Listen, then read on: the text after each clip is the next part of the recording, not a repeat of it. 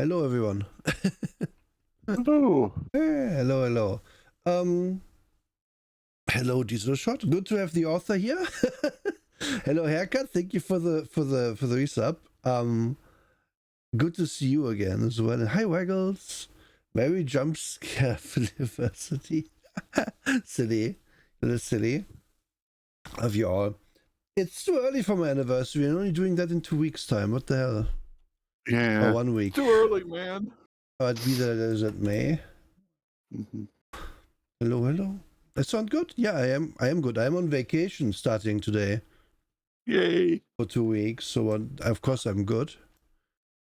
Let me see, where do I place myself? I think we're gonna get become big so that we can look at the game. Wow. How is everyone? Let's give it a second for people to trickle in before we start. Yep.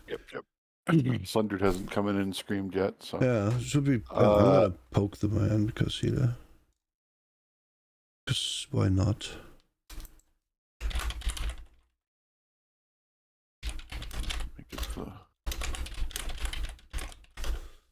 Yeah.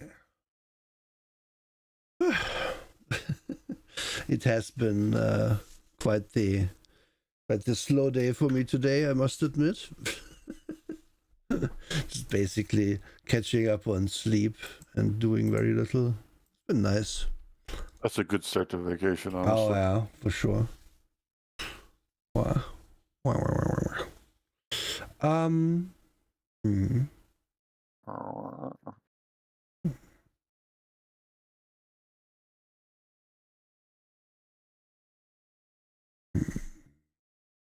Let's roll the neck. Do we just go in? Do we just start Trek? What do you think? Yeah. Okay. Yeah. So yeah, this We year already have 6 people in here, so yeah. it says 8 for me. It said 8 for me just now. Who cares? Okay. First impression of what do you think when you see this cover? I immediately think that we are going to go in the direction that I like with aliens, which I don't talk about much, but I really like aliens to be alien. Yeah. I like aliens. Yes, they look like humans. They even have 5 digits on each hand. But boy, they couldn't be more different type aliens also. Yeah, the direction is also left. Is a shot, yes. Silly. This pretty much the same thought I have. Also, I like that there isn't a big, I don't know, multicolored space anomaly to be seen. You know, that's maybe a subtle thing for us, but for people who grew up with or have like a lot of watching like Next Generation Enterprise and stuff, space is black with white dots in it. If there is a big blue thing on the screen, that's usually a bad sign. It's not a good sign. And I like that we are here like basically Starship, whatever, not Enterprise, but you know. And the only complaint I would have is that this chair is probably highly uncomfy with the no lumbar support, but what do I know? Nah, like I like this the vibe this gives off immediately. And good vibe. Interestingly enough, actually the 3 most like normal aliens are depicted on screen on the picture that we're gonna have in the game. Twin's tail's gonna go somewhere. They're not that big. They're not my tail. Like they are not. Here, look, that's not their tail. But you know what you mean, no? It makes sense. They do have tails that go through.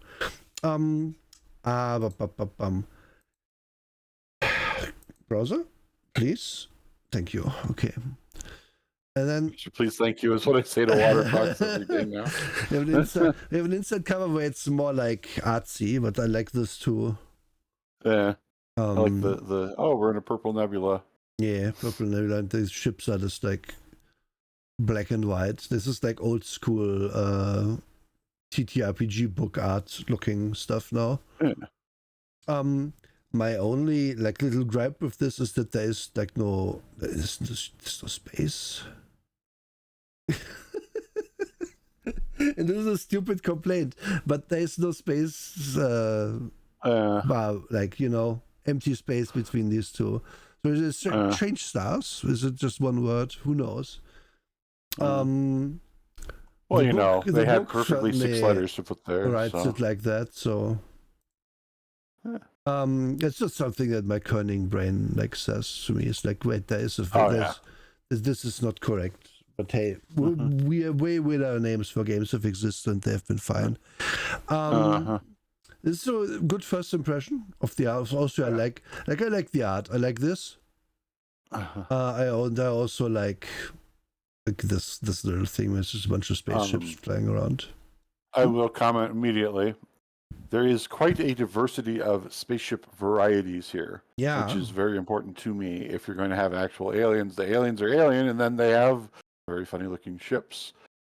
We have something on the right there that looks like something you would find right in the Expanse. We find lots of circular things. We find other bulbous shapes. And then the one that's like in the foreground there, that actually makes me think of the spaceships from the Cluster book series, where they would have spaceships that were based on card suits and tarot suits. Yeah. What I like about this is that there's these stations are all round because you can spin them for spin gravity. Yep. But the spaceships look whatever the hell they want to look like, because there's a lot of freedom there.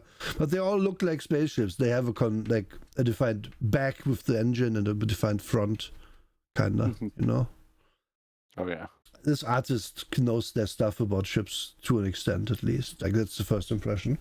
Let's see way more art from them, and let's see what we have here. System and law construction, Leland, Endechek, and Patril Daniel Long.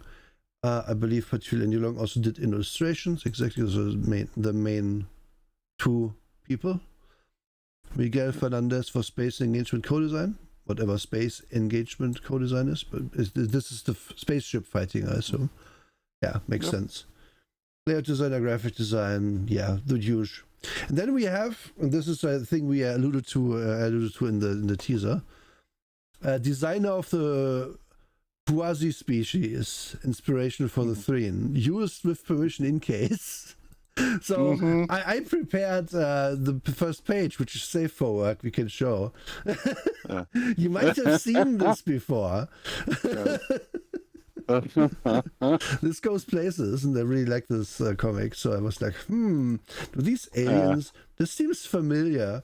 And I got confirmation from the author that yes, we used the art unofficially for playtest and stuff, cropped out where it was safe for work for our aliens, and then that just became a thing, and then that became official when they just asked permission. So it's cool. I don't know at which point they asked permission. More could have been immediately, who knows. And then we learn it's a Kickstarter product. And so, like other Kickstarter products we have done, we must at least look at that for a second. We have to. And before we look at, here we have $15,300. They wanted $5,000. They got thrice that, which is pretty nice. Good, it's only 330 backers, so it's about $50 per backer, which is expected. And that's I will say this now because we are here now. The book we have for 300 pages is quite nicely done for a Kickstarter product of this size. Yeah, that's one of the things that I observed when I was looking through it. I was just damn, this is pretty good. For the amount of money that they got and the amount of time invested, pretty damn good, honestly. And the art really drew it together every single time. And it is important for me to point out, look, this is a well done product. Just in terms of amount, because 300 pages, amount of text in it, also writing in it is good, and the art and general stuff. They actually have everything you need, because we have come across Kickstarter products that gotten way more money that did not deliver on any of that. Cinnabar. Yeah, or equivalent money, the one from last time not long ago with Monsters, where it's just like, here's an 80-page like pamphlet, of which 50 pages are just basically unusable. Yeah. And the base rules fit on this napkin, which we also copied in. And please play our game. Like, this is not that. This is like really not a cash grab. This is really a well done product. And they are within, like, of course, within their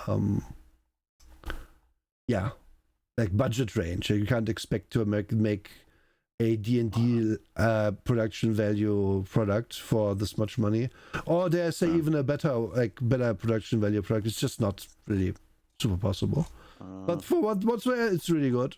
The PDF is really nice. There's like lots of functionality in it and so on. So yeah, good job for the money, honestly.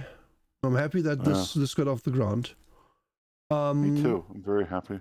Yeah. More and better art than Monsters at half the budget. Impossible. Did Monster get 30k? I thought it also got around 15.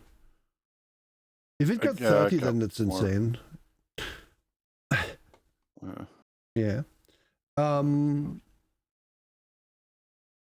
It doesn't really matter too much.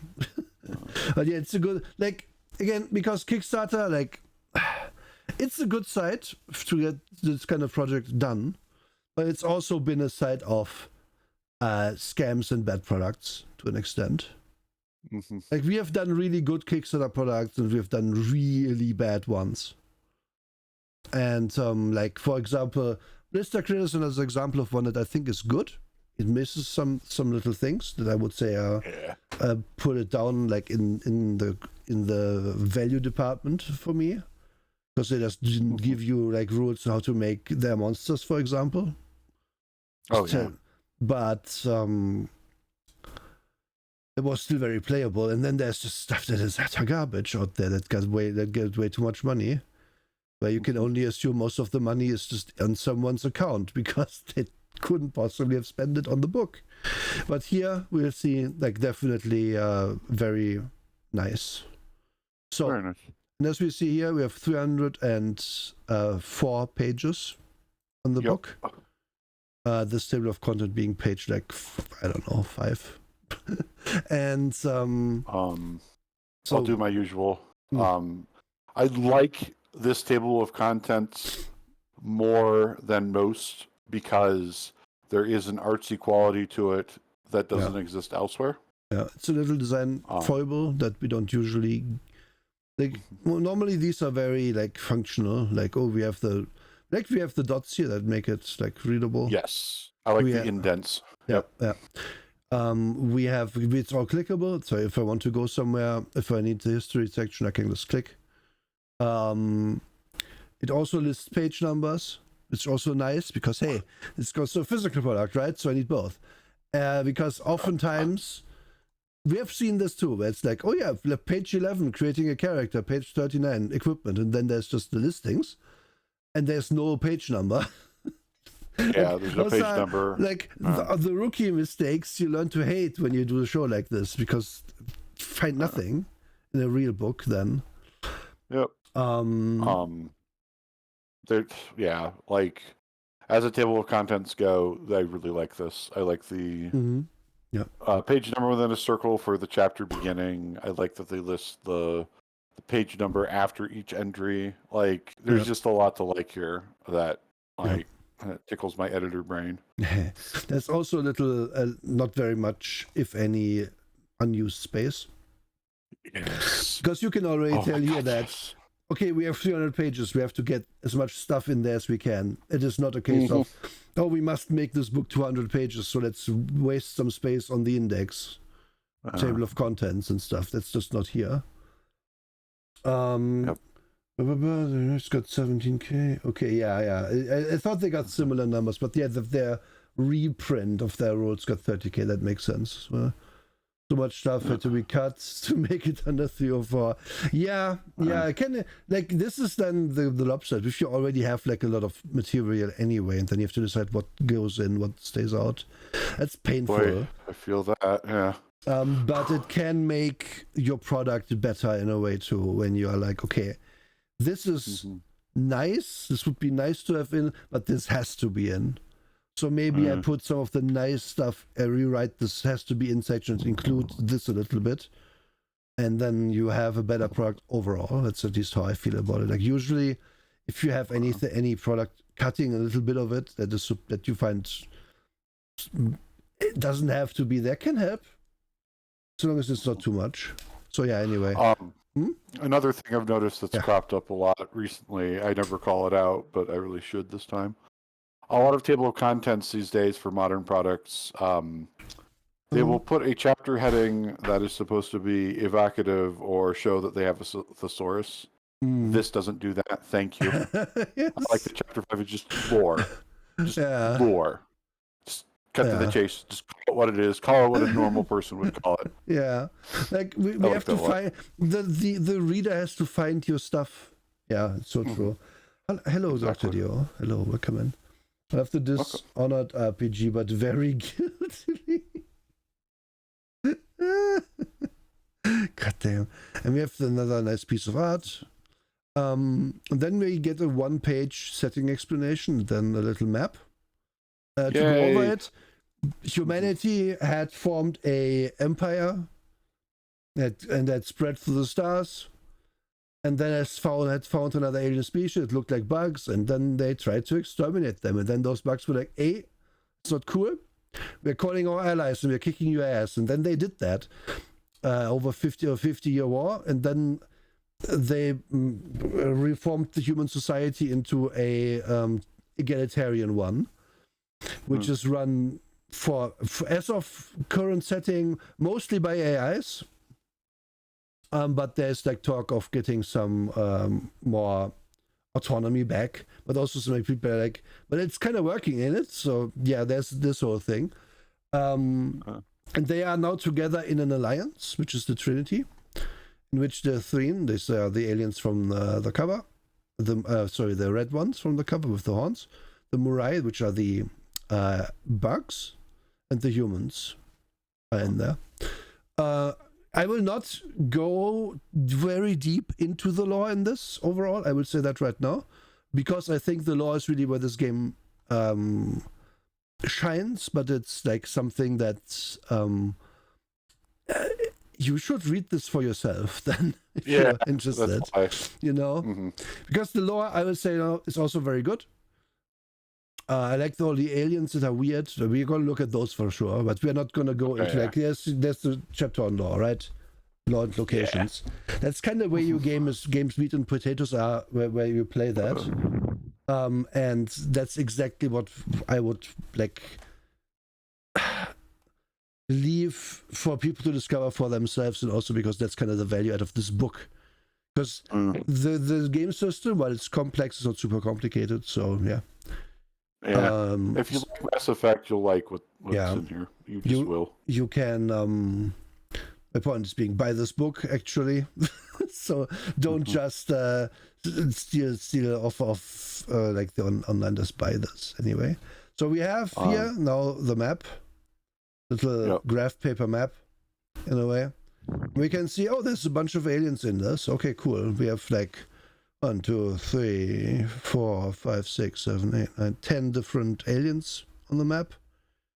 In more or less known space, apparently. Like we can immediately tell that the brown and gray guys. Those are big. What's up with that? Interesting. And we have some smaller polities, and then we have the 3 big ones. The Murai, the Threen are here, and the humans are here. And the frontier, kind of what they're settling together, is up here. Yep. One thing. Yeah, they're territories. Please go. What do you want to say? I have to call out this thing, and it's very important. It has been a long time since I've seen somebody correctly use core word, trail word, rim word, and spin word. Yes, it's so nice. It's been a long time, and it makes me very happy to see it in here. Yeah. Because those are essential terms when you're doing maps like this and going into detail about how things be. Because, oh my goodness, there's just so many people that do a map like this and then like go in a completely different direction and try to be technical and blah blah blah. No. Yeah. These directions are important. So.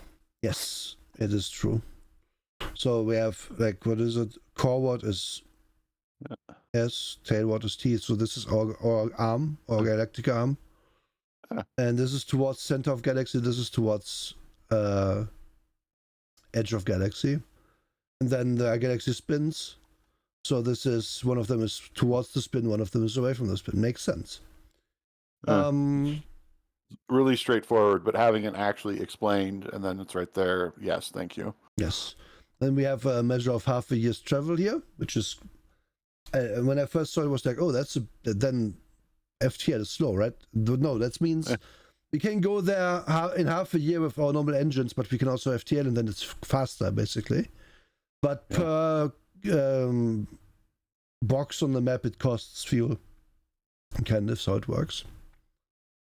And yes, what I said is not entirely true. Like these areas are governed by these aliens, not necessarily that they're only there. Like this is very much a society that is mixing, where people from all sorts are everywhere. But the areas in the colors are nominally under their like law and influence, whatever that means locally. Yeah. Yeah, the compass rose was brilliant. Like central.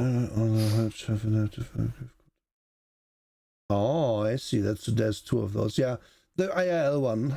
Yeah, the one we are in as well, like in real life. Yep.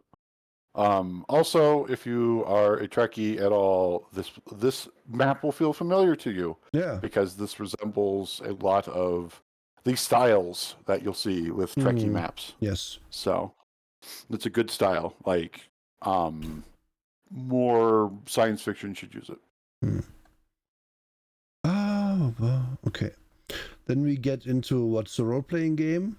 This game we'll call the DM the Dreamweaver, which I'm probably gonna fuck up because I like my dungeon master talk, even though it's very inappropriate for this game. I'll admit. Game master is also what I like. Yeah. I will just immediately assume that the person in charge is Darkwing Duck. So maybe. It's appropriate if you say dungeon mistress. I mean, yeah. Dungeon owner.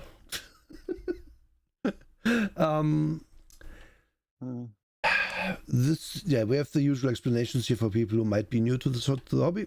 It says we need 6-sided dice, alongside a 12-sided die, which we need very rarely. We will see.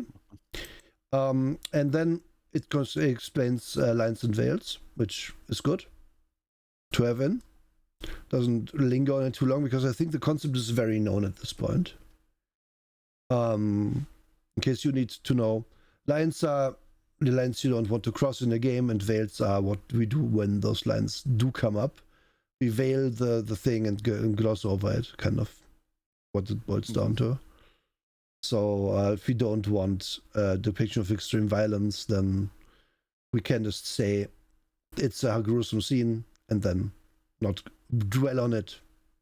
While in another game, like, it might dwell on it quite a bit, you know?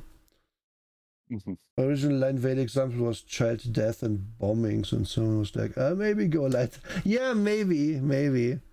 Claustrophobia. Claustrophobia is the example here, which is it's gonna be a whole thing about like phobias and coping and stuff in this book. So we're gonna talk about that more when we get there. Anyway, the themes of the book we have a brighter future in conflict. So we have future is good, but it's also not entirely stable yet. Like, there's reasons to have in the setting like backwater colonies that have been kind of forgotten, that are struggling, that might be not very happy with the status quo because of that. There might be space pirates. There might be people who are like, well, it wasn't so bad under the old regime when humans were in charge. Stuff like that.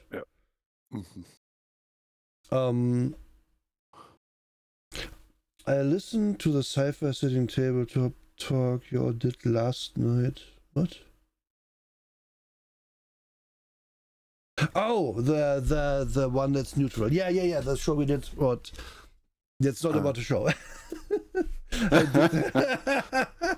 Yep. Nice, you did a scorecard. That's good. Yeah, we have our likes and dislikes about sci-fi settings, and you were hitting a lot of likes. Yeah. Yeah, you could easily do a Deep Space Nine-ish thing with this out at the edge of things after bad thing happened, and now bad thing has been resolved, and okay, I guess we're here to make sure everything goes smoothly, right? And it doesn't. Yeah. Good setup for that. Yeah. Extraordinary people do extraordinary things. So we are supposed to play everyman characters. We are not supposed to be larger than life, but we might be thrust into extraordinary situation, which is also the kind of theme I like. And we're in space, which heightens tension and makes problems more immediate.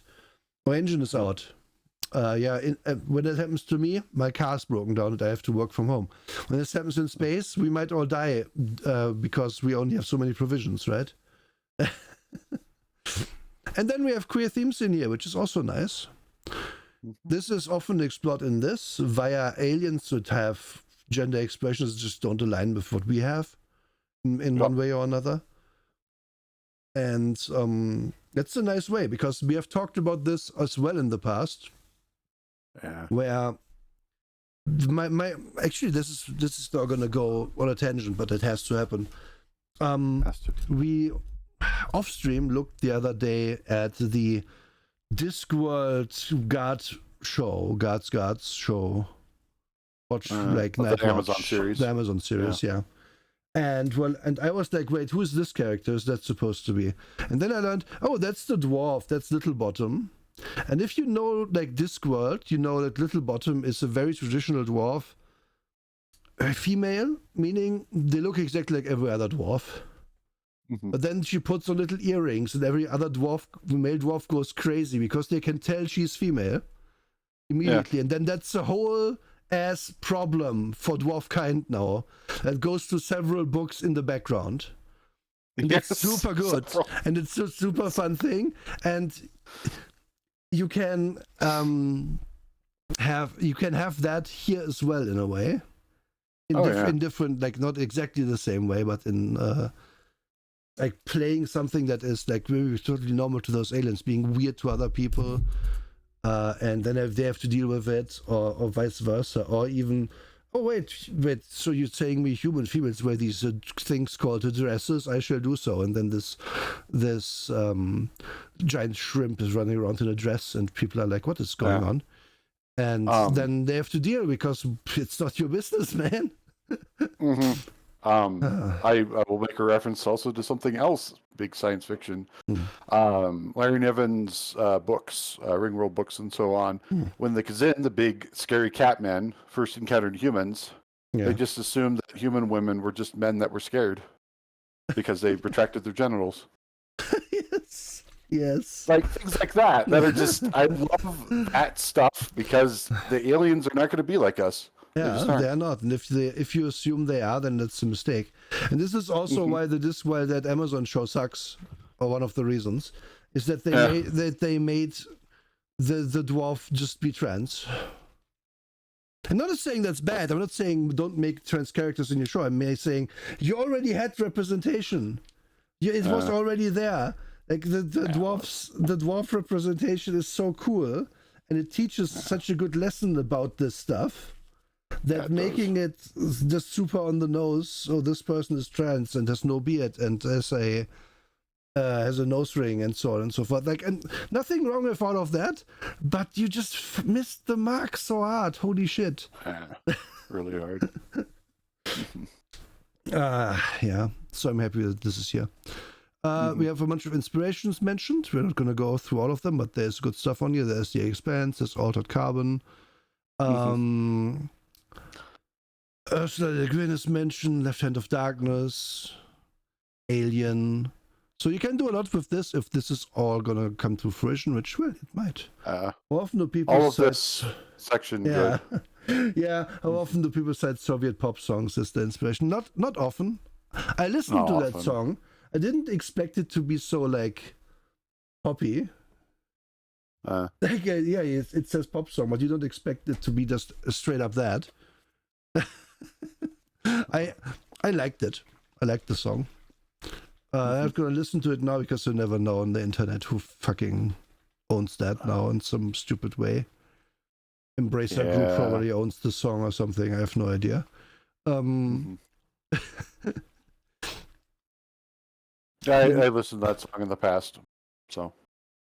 Okay, good to know. Good to know. I'm still not risking anything like that. I'm sorry. And then we have a scene from anywhere in the setting, basically. Yep. And all of these are aliens. Like obviously, these two and then this shrimp guy here. There's like I'm sorry that I don't say the names, but it wouldn't mean anything to you yet, so I'm not saying them. It's intended to be the station in particular, but yeah. Yeah, it doesn't really tell me that, so I guess. So how would I know? I guess it was originally for that. It's fair enough. But I like this. It looks immediately like both mundane and out of and like not mundane. It's nice. Yeah, exactly. I can just imagine Quark leaning out and yelling at somebody. Yes. And if I mention that, then you won. You won. Mm-hmm. So, how do we make a character in this then? Well, we have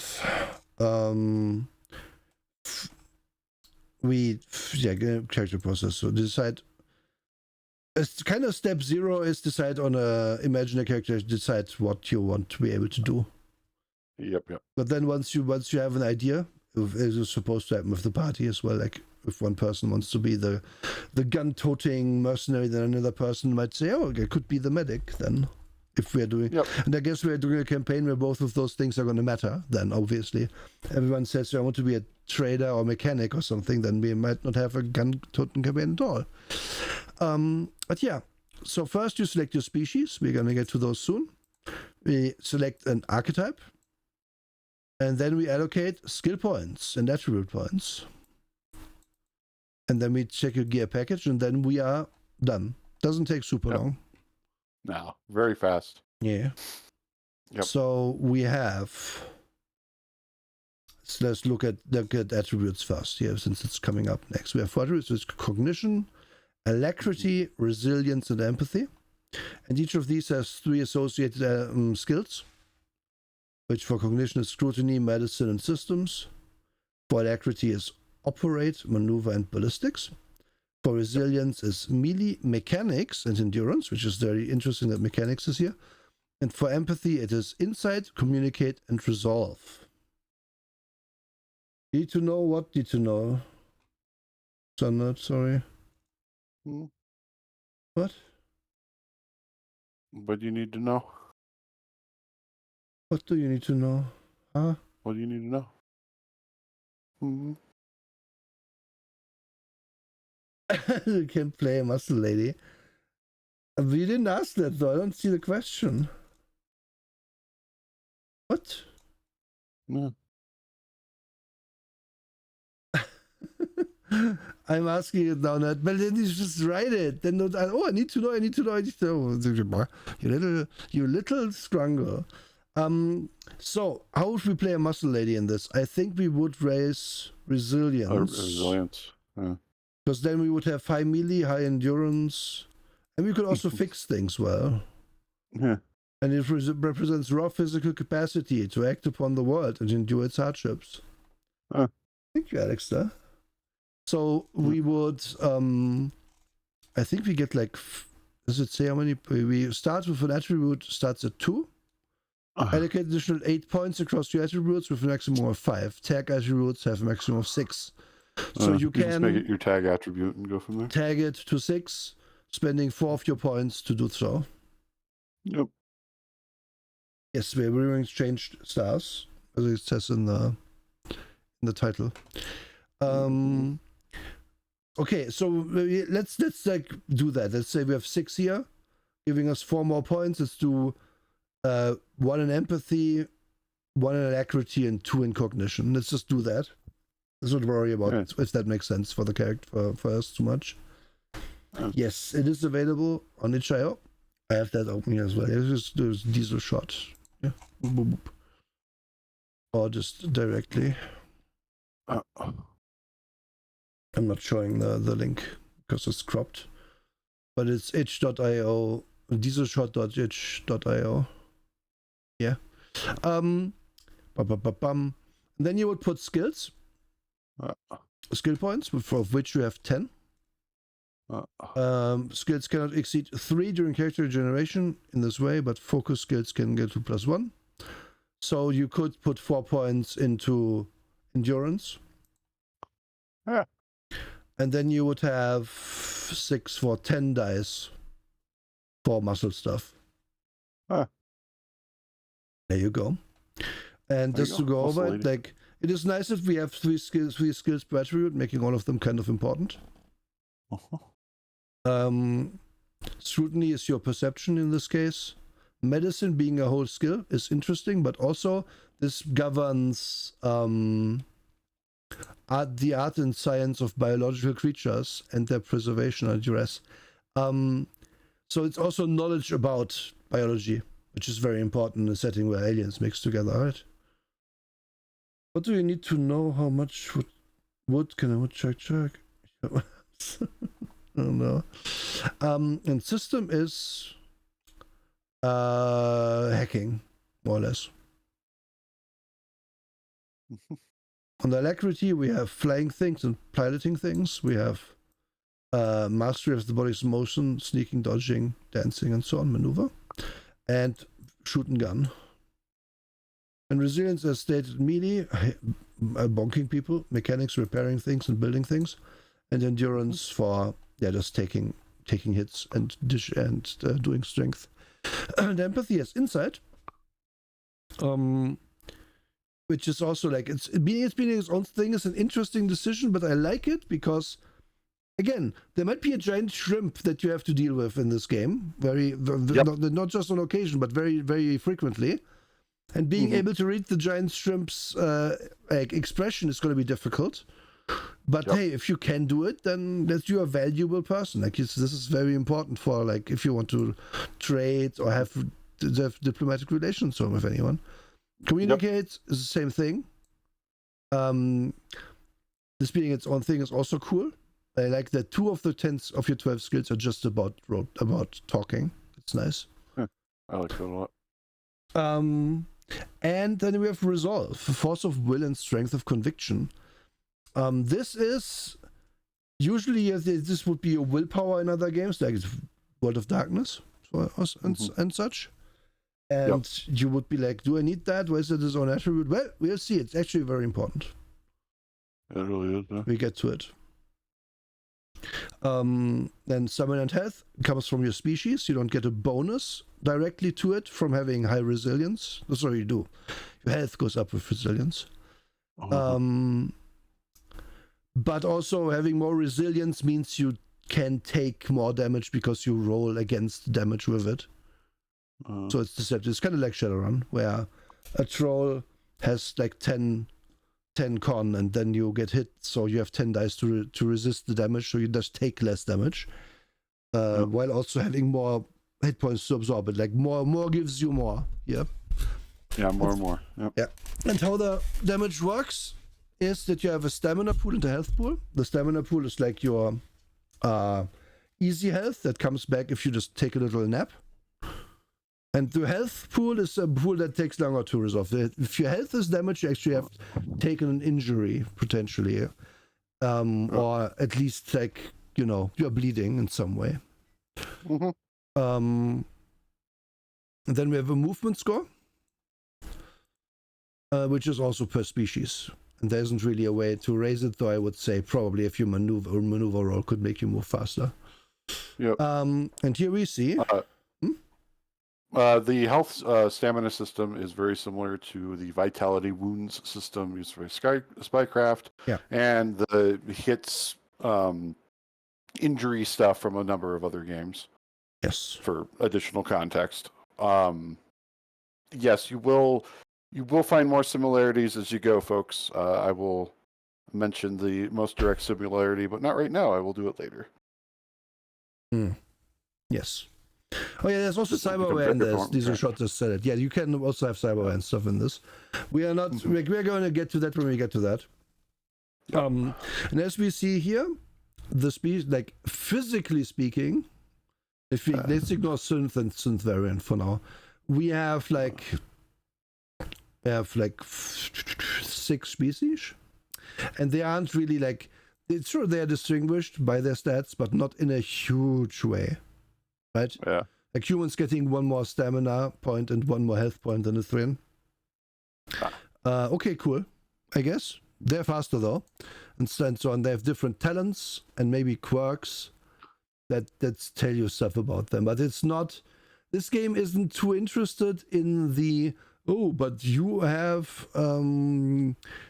I don't know. You have 4 legs, so you need to have these 3 bonuses and this and that, and your run speed and blah blah blah, and like making it super deep, which is kind of fine, and I would say super fine actually, because like you would just spend a lot of time in the weeds to math out a thing that ultimately doesn't matter, because then if you get in a fight or if something happens, then it would damage you. Like it doesn't really, most of that doesn't matter, and you can just words are flowing out of me today, but I lost my track there. You can just gloss over it in the sense that it's not going to come up that much. But in the future, your physical characteristics are still important, but they aren't going to decide everything. If we have spaceships, right? Like, yeah, sure, you what does your second pair of arms offer you really if another person can just have a robot arm instead? So on and so forth. Yep. Yeah. Hi, Boopy Bear. Yeah. Whoopie. And then also, we have synths, which is like being a robot. You can be a robot in this. Yeah. You can either be a normal synth, which is like a Deca kind of robot, which is like, yeah, you can simulate emotions, but you don't really have them. Or you can be a variant synth, which is a fully emotive synthetic. And the big difference to that is that there is a system for actually we'll get to it. We don't want to talk. We'll get to it. It's stupid to talk about that now, yeah. And then we have like 1-page explainers of what these races are. This is perfect. Yeah. So it's just enough. Yeah. There's more of that later in the book. If we go to the law section, each species has their own several pages of law, going to stuff like their cooking and so on, which is really nice, and I really enjoyed reading those because it's like it gives you a very nice overview. But for making a character, like if you want to dive in, these one-page spreads are very good as well. So we have humans who gain 1 stamina, 4 health, and 6 meter of move. The edge break threshold is 5, which this is we'll get to what that means. We are now getting to the point where I'm like, okay, you should have. What are the rules? As soon as I read this, I'm like, okay, but what does this mean in terms of rules? What do you mean? Yep.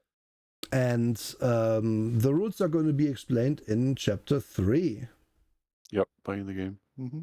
So after we are probably going to jump down there after we look at the aliens. With the Thrin as the next ones, which are these guys. They get less health, but they are faster. They may dash as a side action. Do it twice on the same turn, meaning they are always very quick. Because normally dashing takes your main action.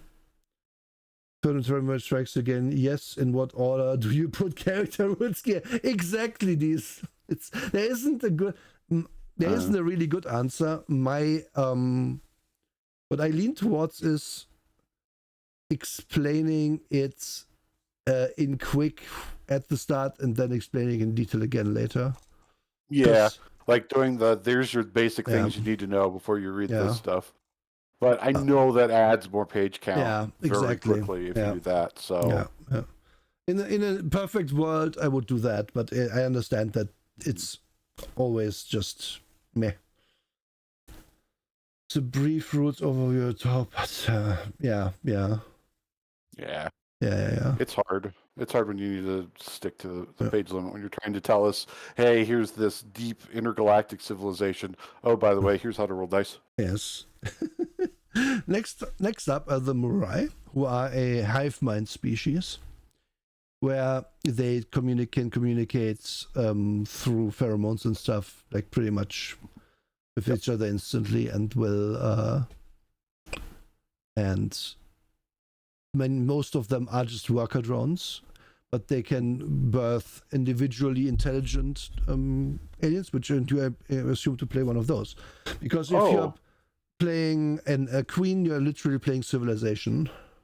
Yep, you are. You're playing Civilization. You're playing Crusader Bugs 3. Yes. What I like about these guys is, okay, queens live for hundreds of years, but if one dies, then the whole colony is like, we can't live here anymore. This sucks. The queen died here. We can't. This place reminds us of that. We must leave. And then they all just go somewhere else. Yes, I love that. And that's really like, that's so understandable as a motivation. I really like it as a reason for them to have like a drive to explore and stuff, because ever so often they must go. Mm-hmm. And yeah, they do have chitinous titties to innocence. There might be buck milk. We're leaving that to the author to answer. Yep. Sundered, this is the species that you would play because they have anxiety pheromone as a baseline ability. Yeah. Morai release a pheromone which causes all humans within 30 meters who can smell them a level 1 shock when they suffer a level 2 plus shock. We're gonna explain what shock is. It's basically a psychological negative thing that can happen to you in the game. So you are causing other people problems if you are distressed. Humans who have received the anxiety pheromone in the past 10-hour period, third, are immune to this effect, but vaguely disquieted. Yes.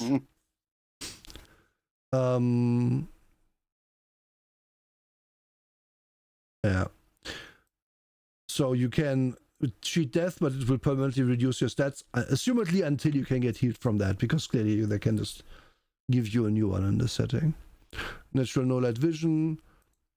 And you need a translator because you cannot speak in audible language. You just don't have the facilities for that, so you have to get one of those. I enjoy their necks being so long. It's nice. Yeah, I like that a lot, actually.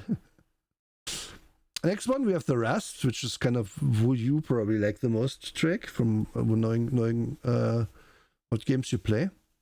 Oh, yeah, that's true. That's true. They're space otters with antennae. And they're traders. They fly around on their big ships and they trade with you. Oh no. One of my favorite things to do in games. Space trader auditors, yes. Yeah, it's nice. I like these guys too. They have they have low hit points, but they can have good swim because they're naturally from like swimmers. Can hold their breath for 15 minutes, which is very crazy. Rust can move through, but not enter turn in the same space as a hostile creature, and they have blind sight to 12 meters out in liquid. Like, you can also tell, like, okay, we are going to play a normal game of this game, right?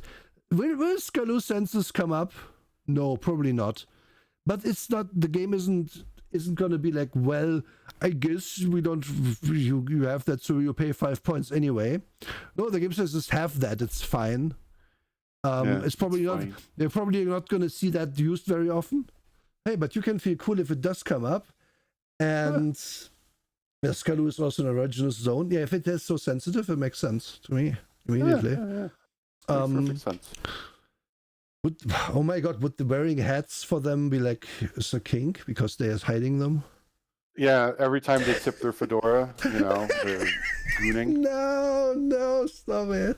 It's terrible. I think that's the most extreme. I'm sorry. I was actually doubtful on the library, the talent having gameplay use, and this was the law disc. And something about big Rust players pushed back. Like, the thing is, like Breather, I can see a lot coming up in space a lot. Yeah. Kind of more than Scalusenses. But my point overall with all of these is I like that the species are defined very quickly in terms of rules like this, all of them. Yeah. Because, yeah, they're clearly super different, each of them. And you could spend 50 pages in this book giving you exact guidelines on how to stat out and point out your species so that it is like balanced or whatever. But fuck it, why would you do that? Why do that? It's what they can do and what their special abilities are perfect shorthand for a lot of things. Yes. To get a point across the point quickly. Yes, they have. I'll just say it. They basically have what a duck-billed platypus has underwater, and there you go. Like it's. I didn't even have to go further than that. Yeah. But I bet I don't have time for that anymore. Yeah, exactly. Like it's not that kind of game, and it's a good decision that it's not. We get a little traditional garb, like they have the little cloak, I would say on. It's cool. And we have the Nosguai. Nosguai? I don't know. Nosugwai? I have no idea. Nosguai? Yeah. Nosguai. Well, giant shrimp. Yeah. And they are basically the end caps of the setting. But they have a reason for being end caps, because they are like, we can't stand each other's company very well as adults. So each of them is basically doing their own thing, living very long lives, and just flying around, trading, doing stuff, and so on with each other.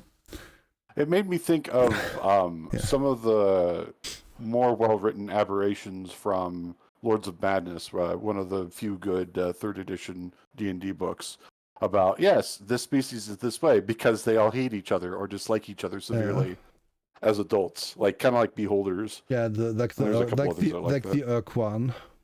Yes, the Urquan, yes.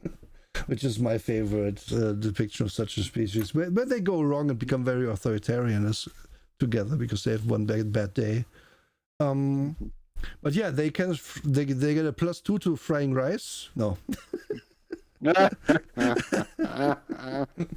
had to make the joke though.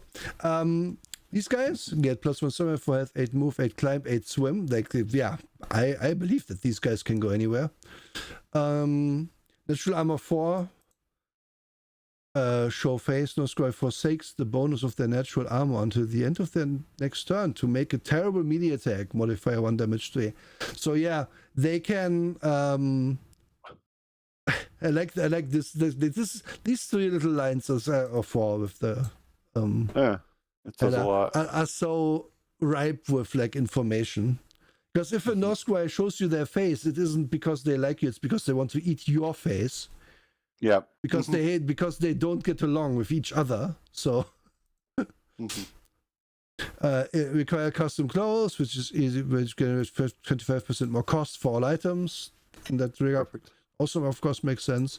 They need water to live. They have to bring their own water supply, or they dry out and die within 10 hours. They start to happen, and then every 10 minutes they might just keel over from lack of it. And then translator required, same as the other insectoid. And then we have the Vir. Well, these guys. Yeah. They have 4 legs, 4 arms. Big. They're super weevils. Yeah. Kind of. I like them. Look at this. Yeah. How would you make them? How would you make them a little shirt with a bow tie? You really want all of these aliens to look dapper today. Yeah, I do. Interesting. Like immediately, how would this otter wear a hat? Yeah, I love it.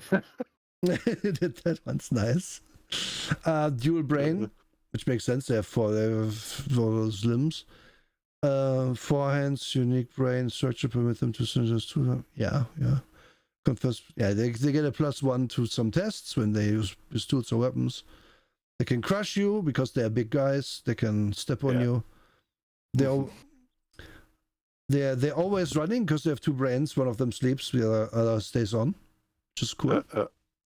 Yep. And they have the same ill-fitting thing as the others. And they're just big boys. Like they get 6 health and just the stamina. And last but not least, we have the synths who don't get stamina. They only get health. Which sounds good, but actually it's not, because you can't exert yourself, but also if someone punches you, you're gonna take damage. You're not gonna be able to regen that so easily.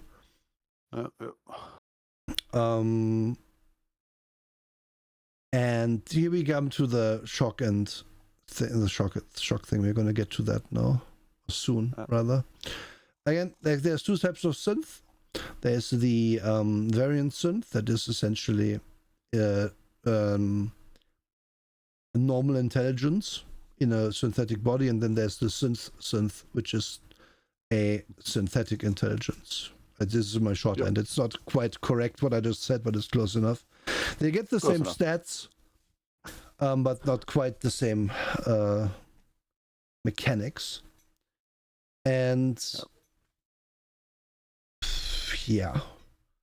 So I'm not going to go over the processing thing, because like first-time players aren't supposed to play a regular synth. They're supposed to play a variant. Game says, so I'm going to follow.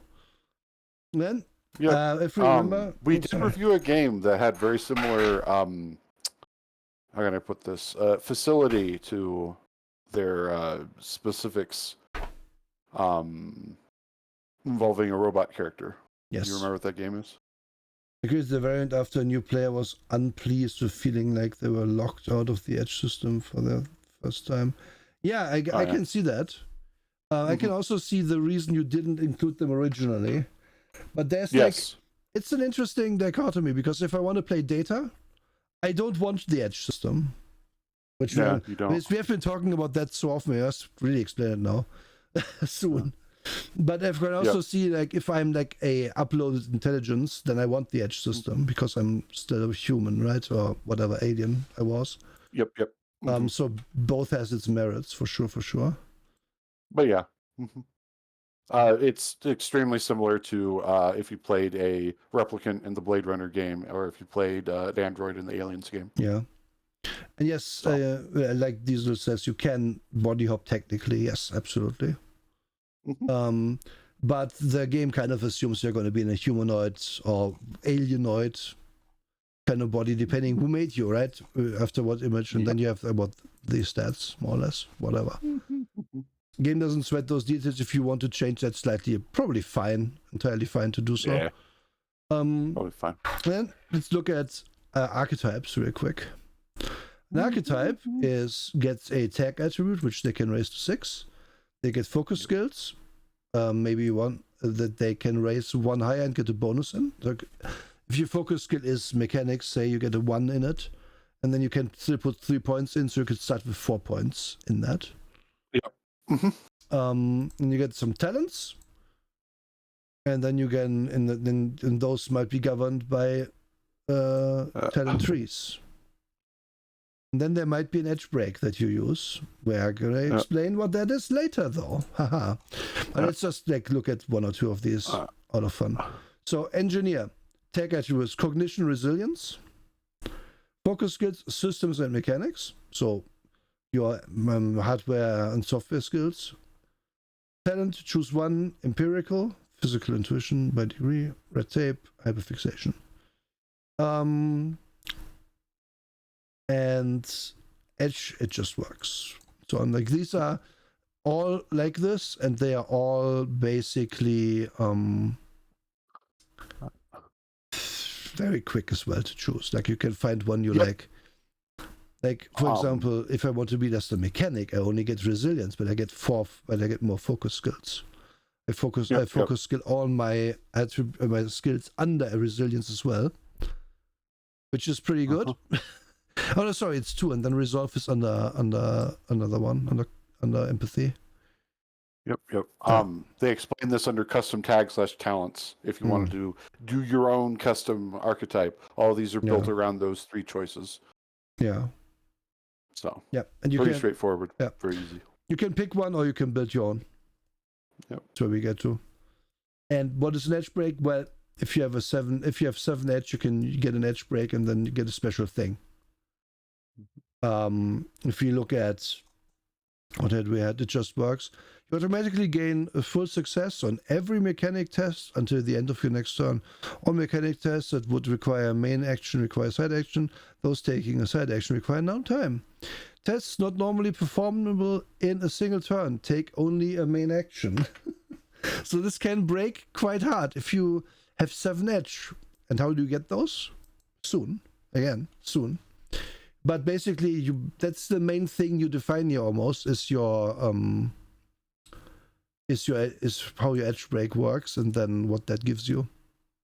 Yep. And then also, like, you can also design your own ones if you want to, I suppose.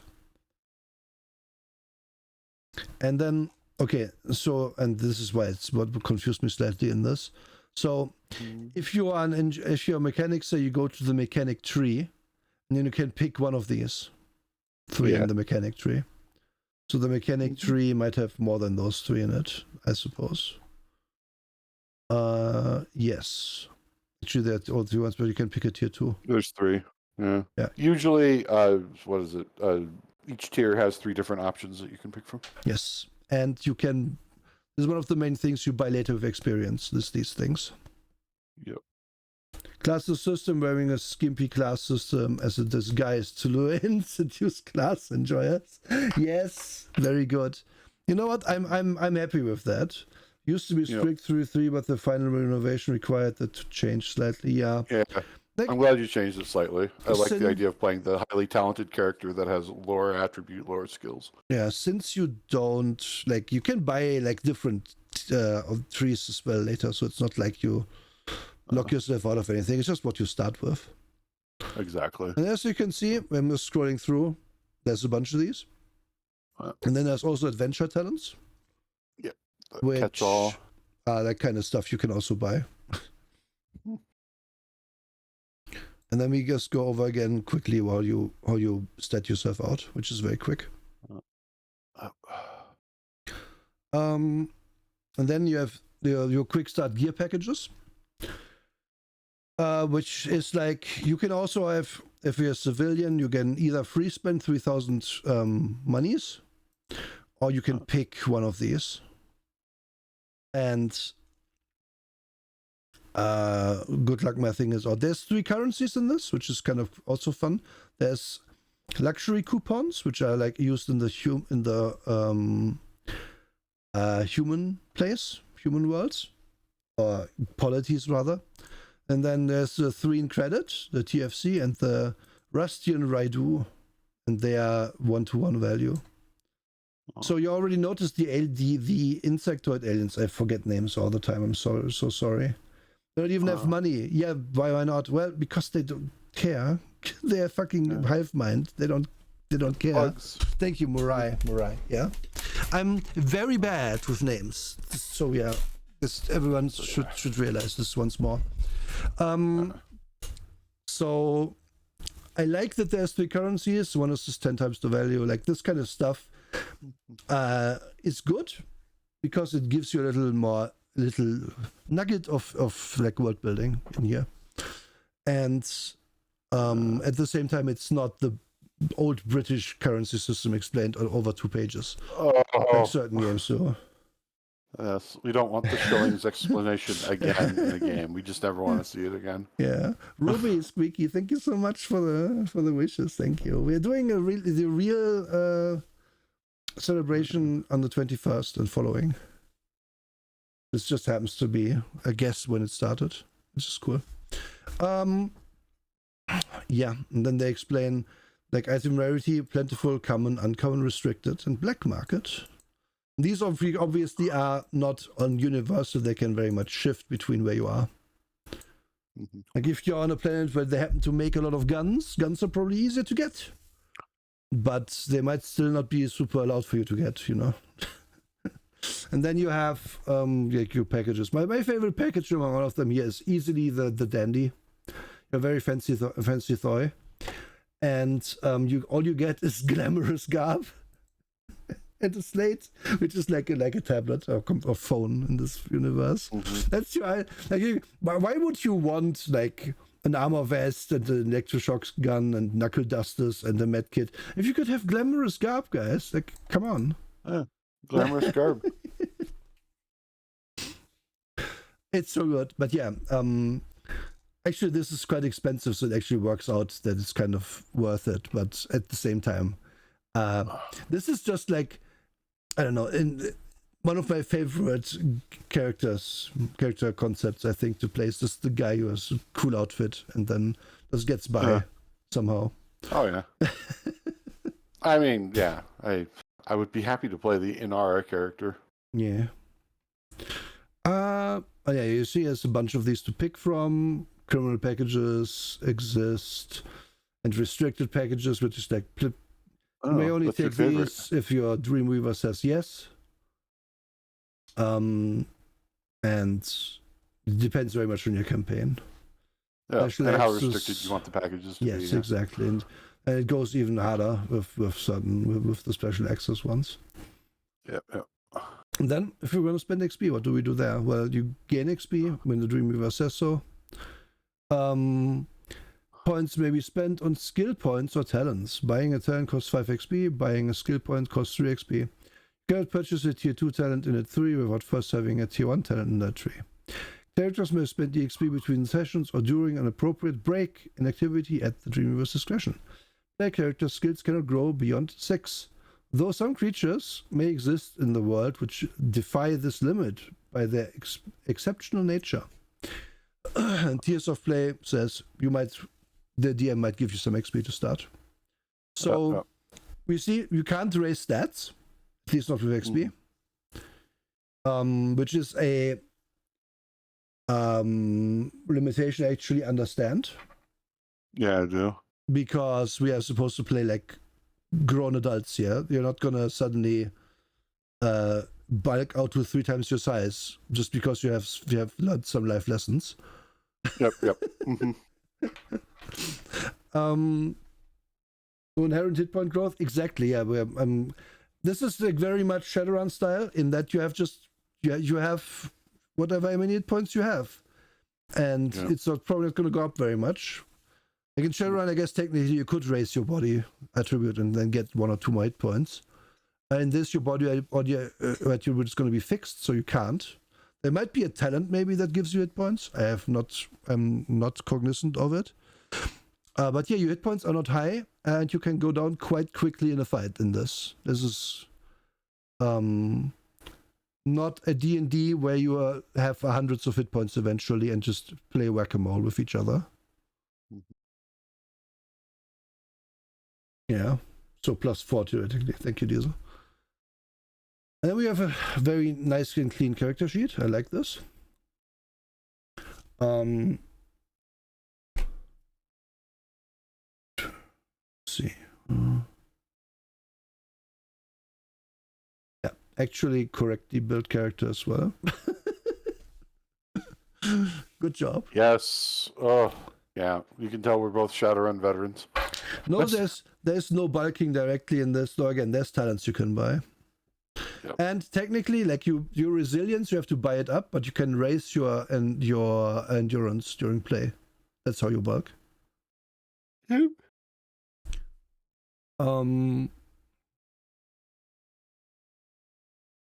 Yeah, swollenness. Another guy. There were 2 sample characters being made, and these are them. This person really hard put everything into cognition, which is cool.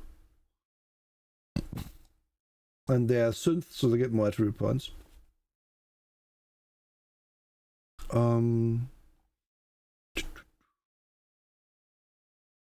Okay. Let's not look at equipment. Let's go through how we play, because now we have I've talked about Edge for a long time. So. Yep. We've edged long enough. We've edged long enough, folks. So it's time to break. Then go into shock. Oh no! Yeah, you edge until you go into shock in the system. It's true. It's kind of God. It fits very close to home.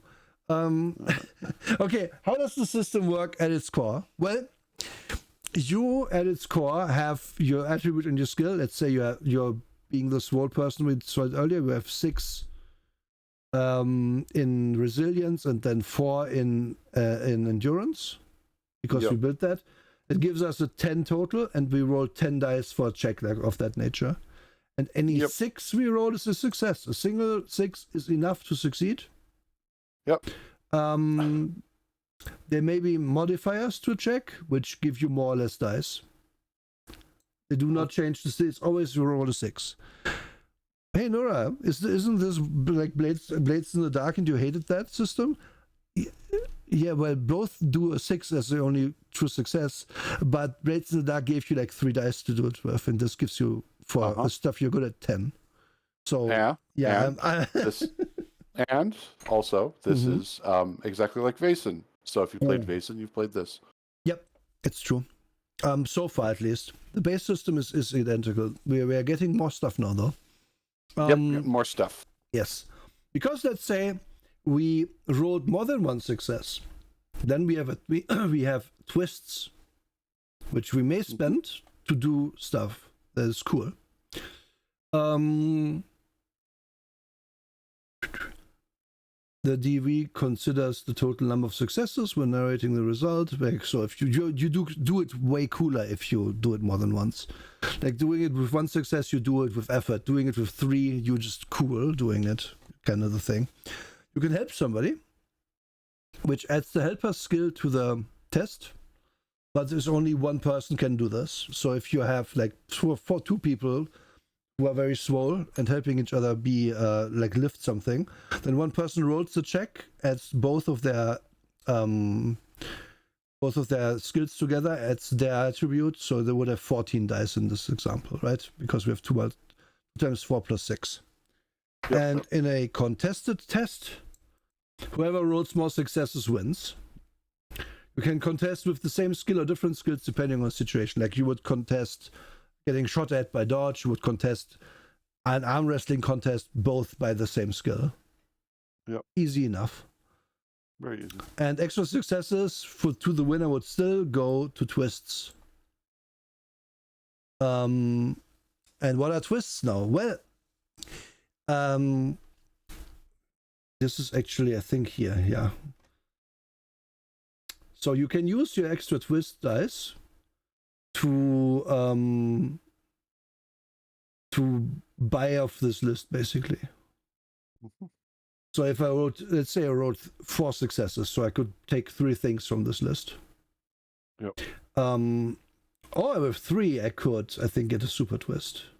And they require 3 successes. Multiple super twists may be executed per test. Like if you roll really well, you get succeeding with undeniable grace, automatically gaining 1 success at the next time. So this is really cool. So you can just be like, I shot him so good, I shoot the next guy too. No dice. Yeah. Needed. This is cool. This breaks the system, like the dice system, very hard, but I really like it. Because, I mean, that's the twist that we needed when we were talking about Vaesen. Yeah, exactly. Because you still roll here, so this is kind of the thing. This could really be a hard win more situation for you. Oh, yeah. Because normally I roll my dice and I hope for 6, right? If I already rolled well once, then in the next skill, I will just roll for more twists, not for success, which is cool. Yep. Keeps the dice on fire going, and remember that's 4 6s. Yeah, exactly. You need 1 to succeed, and then 3 more to buy this. So you do have to have a high amount of skill and attribute, or you use your normal twist to gain edge. What's that? But let's go over normal twists first. So normal twist, if you have only like 0 or 2 successes, say you could buy a +1 modifier to your next roll of the same type. Give this success to another creature attempting the same test, which is cool. Yep. So this is always, everyone rolls sneaking. Yep. I rolled 2 successes. I rolled 0. Okay, you have 1 success from me. I help you. Yep. Awesome. Yep. Such an easy, this when I read this little thing, this is so good. Because so many books will spend like 3 pages telling you about group tests and shit and so on. And then in a normal game situation, you always forget about that and just say, okay, everyone rolls stealth. And then someone fucks it up, and then you as the DM have to be like, I guess you rolled so well that you counter that, blah, blah, blah. Nothing of that is in the rules. And this is just like, if you have one guy really good at sneaking and he rolls well, he could get your whole party through the situation where you have to sneak. It's just nice. It's a good rule. Additional information is one. Of course, these are all like situational. Like you can't get information by sneaking, but I mean, maybe you find the thing, possibly. But usually this would be a social role thing. Look good doing it is just nice. Yeah, just look cool doing it, guys. I love it. I love it that it's like, it's technically bad to spend, but sometimes you just want to. You can complete it faster. You conduct the task more covertly. So you make... Most games leave that one out. Yeah. And I'm glad that it's here, because me doing the lockpicking more sneakily, yes, please. I'd like to be able to do that. Yeah. And then finally we get one edge. Now we scroll back up to read what that is. Edge dice are d6s rolled alongside every test. They may be gained by converting a twist from a test into edge. Reaching or failing resolve tests to avoid gaining edge become shocked. They are treated like base dice in every way except that they represent the edge resource, trigger shocks, and may be expanded for edge breaks. When an edge die rolls a 1, it triggers the shock. Oh. Rainbow, thank you for the raid. Hello. How was what did you do? How was satisfactory? Satisfactory. Yeah, thank you. Yes, welcome to Change Stars, where you can play as these aliens, if you know what I mean. Yeah. Yes, it's left this page here. If you know, you know. We were just thank you, Crit. We were just explaining Edge. Yeah. Okay, let me. So you get these dice by doing good or by what is reaching? We'll get to it. But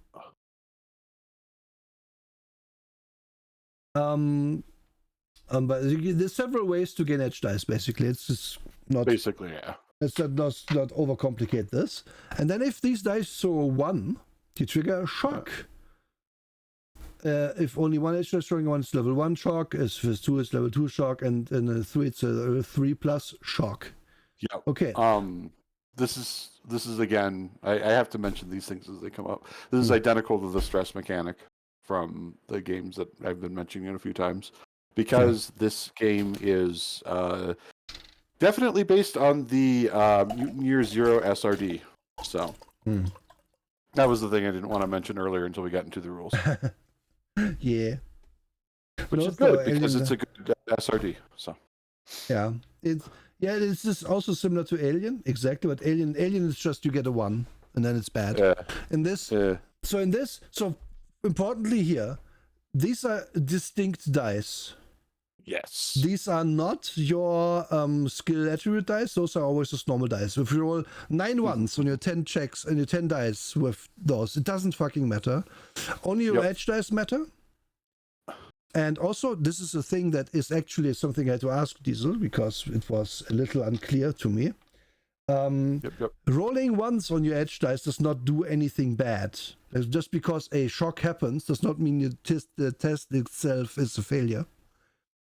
The test succeeds, but it will still generate a shock to you. Like if you roll, 2 successes and a 1 on an edge die, it's still going to be a 2 success thing, but you're going to get a level 1 shock from it as well. Because it's half here, but it wasn't 100% clear to me when I read it first time. And the edge resets when a creature falls unconscious, or an edge falls at the rate of 1 per 10-hour third outside of intense situations. So eventually mellow out again. Which is, you know what, this is good. Why this is very good? In most games, the party is like, oh, we expended some resources. It's time to rest. It is time to break the flow of the game to have a little nap and then go on because we need to replenish our resources, right? In this game, you always have your baseline competency and your resources as your edge, and it pushes you to do more things quickly. Yep. Mm-hmm. Which is nice. I like it a lot. Yeah. It's better than when it was defined as stress in the other game systems that we're mentioning. Because I like the idea of the pendulum can swing both ways. Yes. Like I like that mentality a lot. Yes. And the shocks, I love things that make me role play. I love it. I love the idea of, wow, I did really good at this, but damn. Yeah. I'm really scarred by how well I killed that alien. Stuff like that's very evocative. Yeah, we get to those, but also most importantly, you can always reach, which is just reroll all your non-successes, and you gain 1 edge. Yeah, and you can do that once if you didn't have successes. Yeah, just gain an edge, and reroll all your non-successes for that test. Not rolling the edge yet, I guess, because it's not. Yeah, you reroll any non-successes. Yeah, you would not gain the edge for the test you're just rerolling, but you would gain it in future. So it is not hard to build up edge. And then you might be like, but if it's more dice, why would I not always want to do it? Well, if your edge dice show 1, then or more ones, you gain a shock. And these can range from little inconveniences to big problems for you. And a level 1 shock would be only a small physical response, a -2 to relevant tests, and it persists until the end of your next turn. So, let's say you were dodging someone and you shocked level 1 on the dodge, you might get a -2 to your future dodges because you tangled yourself in something, right? It's just a little problem. Level 2 shock, lose control of your present surroundings and any held items. So yeah, you drop something in surprise, or you or so for some other reason. -2 to all tests, persist until the end of your next turn. And then level 3, where we enter the problem zone, lose control of yourself entirely. Those who perceive make a resolve test or suffer moderate shock as well. That's also, you go you completely lose yourself, so other people are going to be demoralized by that. Get -2 to all tests, persist for a full scene, and you could gain a psychological trauma, which we're going to get to. And then here's more shock examples, you can give 1 edge to those adjacent to you, because it's just oh my god, you almost dropped the thermal detonator. I'm on edge now. Right? Classic one. In a where you just see someone fiddle with the trap in the commode, and then you hear them and you hear them make that noise that tells you they almost triggered something, and you start sweating yourself. It's such a classic. So good. Yes, the free reroll dice dispenser is the ultimate temptation. I can see it. Yeah, trip and fall, lose some movement, choke up, you are unable to speak, only sputtering. Lose next side action is level 1. Level 2, you can also give an edge to those who perceive the shock and to yourself. So in this case, everyone gets edge. Death grip a gun and fire off all its rounds. That's a really good one. That's so cinematic. Yeah. Trip and lose on movement, self-sabotage, accidentally honesty, breaking a machine. Also, this is very, you just, you punch your monitor because you're just frustrated. And now you can't hack anymore. It's nice. Group edging, yes. It's the right channel. It is the right channel for this.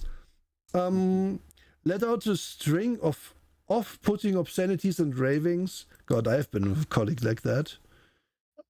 Fled and destroy nearby insensitive machinery. Vision blurs and your other senses give out momentarily.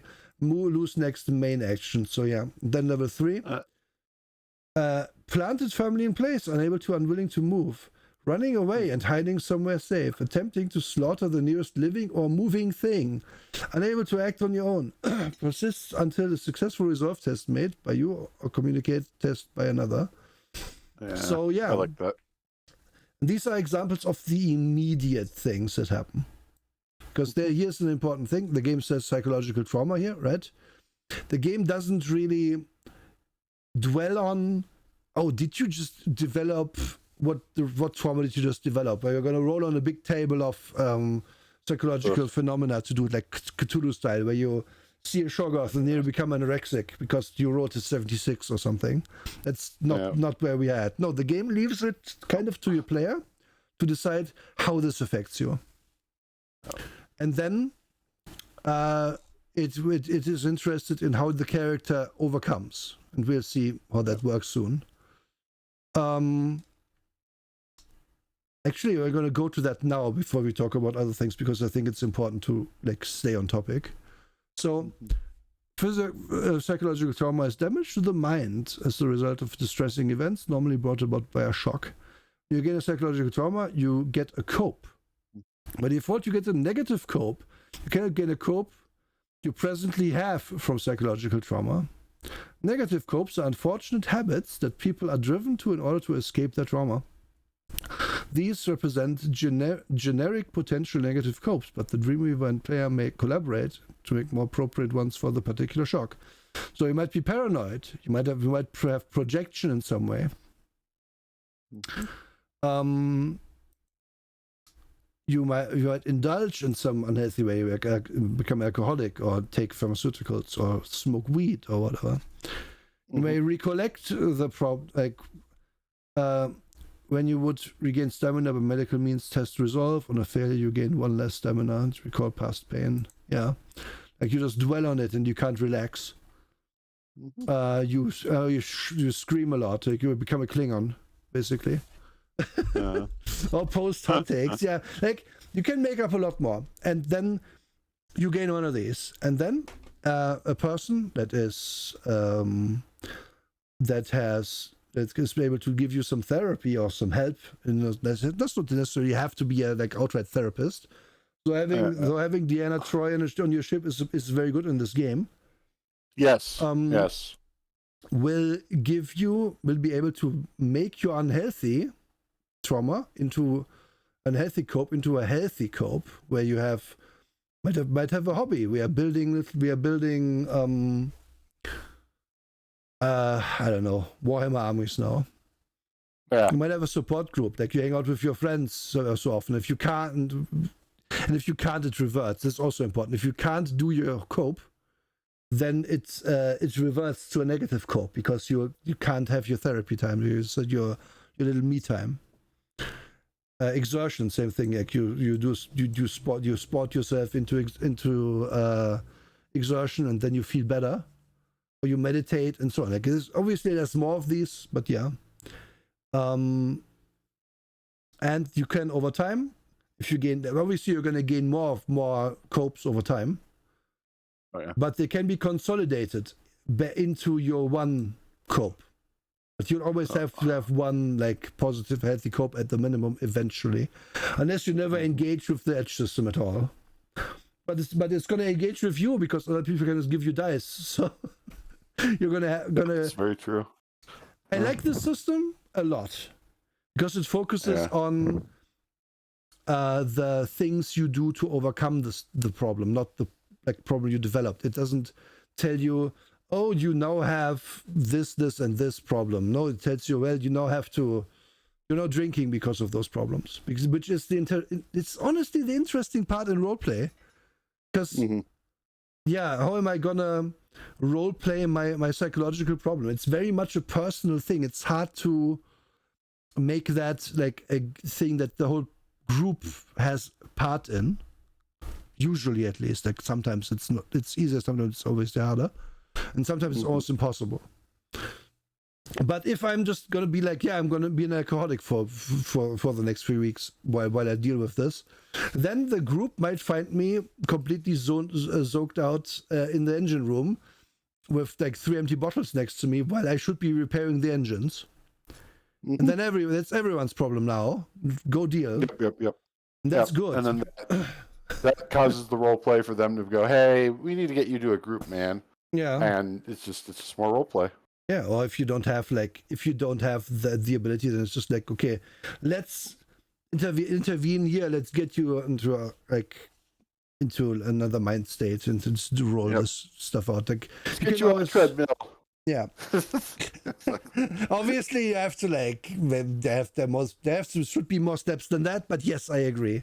Also, it's funny. Yes. I'm saying the most ridiculous because that's exactly how it winds up in like your anime show. Like if you want to do your Cowboy Bebop thing where somebody is going to be telling somebody else, would you stop moping about that mercenary you couldn't kill? And then it turns into a positive cope later. Yeah. Yeah. It is funny to me too that this is basically like the next generation with the holodeck. Worf will just murder dudes for fun. Yep. And that's his outlet because he can never shoot the torpedoes when he wants to on the bridge. Yeah, he never can. Yes. He's been building up Edge this whole time just so he can press the button and do it good. Yeah. But no, Wrecker keeps telling him no. Yeah, but my point about that being, of course, this makes the character more rounded. Way more rounded. This gives you a mechanical reason to think about your off time. Goodness, yes. And to like think about, do I even want to get rid of my indulgence? Like, I'm not going to seek help for this, I decide, because the problem I got it from is just like, I don't feel that's resolved for me at all, so I'm not gonna respond well to the positive attempts to get me to a healthy cope. I'm not gonna do that because we have to get to the root of this first. Like, this informs a lot of role play and a lot of cool shit, and I like it a lot, this system. So good job. Good job. It is also something like it will come up, but it will not come up so frequently that you are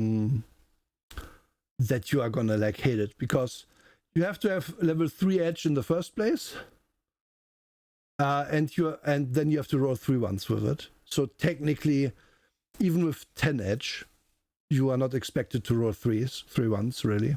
Like, it's not, then it's like a 50-50 chance, more or less, that it happens. But 10 edge is also a lot. And then this brings us back to the where were they? To the super abilities you get. Just scroll past. No. Edge breaks, thank you. Yeah. Because edge breaks, the way they worked is that you can use your edge break and to every non-successful causes a shock. I pass 10 edge. Correct me if I'm wrong, but this eats up my edge, right? Yeah, it does. Yeah. So that's kind of how you like pay it off in the end. And that's also cool. And if you want to like not be as prone to these problems, just play a human, because they can do this edge break at 5 edge instead of 7. Yep. Which also represents something that I really like in fiction when they do this. Man, those humans they're sure neurotic. They keep mind breaking. What the hell's wrong with them? But at the same time, they bounce back more, kinda. Yeah. Exactly. That's why they do it. And then like the aliens just never get the second half. Yeah. I love that. The aliens just have to do their Patgora every 7 years and fuck one time.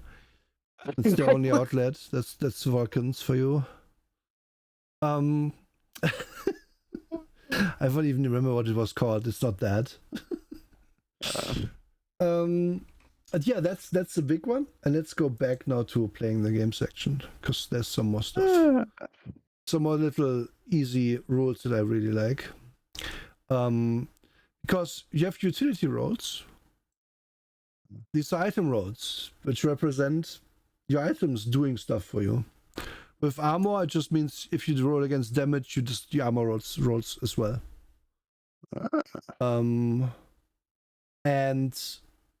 But your armor takes, like, if you would take 3 damage and your armor takes 2 damage for you, then your armor now has 2 less armor.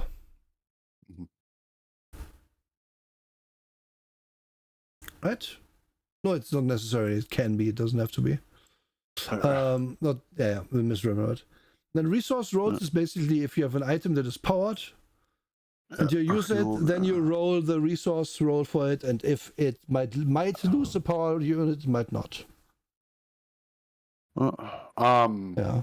So, what system have we interacted with in the past that's kind of similar to this? A few, actually.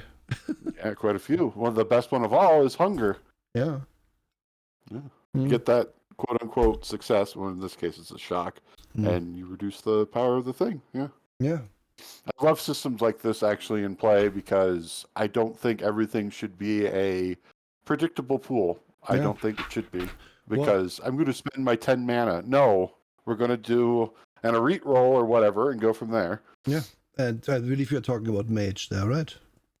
Yeah. Yeah. Mm-hmm. Is it Arete or is it Arit? It can be pronounced either way. Okay. I use them interchangeably. It depends on your outlook, like everything. Exactly. You nailed it. That's why I pronounce it both ways. But yeah, so but how it works with draining resources is that you roll the number that the thing has, and then if it rolls once, the number goes down. So that's eventually how you tools run out of juice and other things might get depleted, and then importantly, like you always roll the, like if you have powered 5/6 here, like if you have him powered 6, you still roll 6 dice every time. Yeah. So you don't roll the 5 dice. The 5 is just your counter how many more uses you have left, basically. Yeah, exactly. But you can easily get lucky and it doesn't deplete anything sometimes. Diesel's asking what hunger is. Hunger is the one mechanic in Vampire the Masquerade 5th edition that was added to it. Yeah. And like it's the central mechanic that's actually really good. Whenever you do a vampire-y thing, you roll a rouse check. If the rouse check succeeds, your hunger does not grow. But if it fails, your hunger increases. And if you get to hunger 5, that's when you frenzy. So your hunger is unpredictable over the course of a campaign. Yep. For example, when you wake up, you need to make a rouse check. When you use like certain vampire powers, rouse check, and so on. Possibly more than one. And you only have 5 hunger. So it's very possible for you to be lucky and not have hunger for a long time, or be very unlucky and be very hungry very quickly. Yep, exactly. And it's supposed to be the unpredictability of the beast. Yeah, and it's the good thing about the new vampire system, which really like saves it for me specifically. Yeah, it is the saving grace. Yeah, because a lot of it is dumbed down and not as good as earlier things. The game goes into passage of time now, which is the 10 seconds is like a combat round, 10 minutes is a turn, which is like we do something significant over a 10-minute turn, like we have a scene or something. The hour period is kind of a lot of things go happen over a 10-hour period, like it's a shift of work, it's like a day's travel stuff kind of thing. Counted after the Threen home world. Because and then a 30-hour day, same logic. Yeah, I like this a lot because please, it's okay to define like your time things in a game, creators. It's okay. Yes. Please do it. I love it. What else is there? Right, we went over stamina earlier, but just to reiterate, if you have lost stamina, you just get it back over a 10-minute break. But if you lost health, at the minimum, if it's like one health and it's not that serious, you get it back over the 10-hour, or it might take longer. And repair, and synths obviously don't regain health naturally. You have to repair them. Either they repair themselves or they get repaired. The verbiage here is very well done. I like that you refer to stamina as soft pool of health, and then health is the hard pool.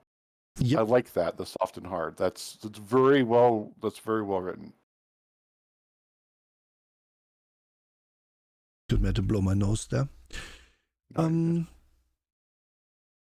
You can sometimes be up and not unconscious at 0 health, but you can't really do much anymore.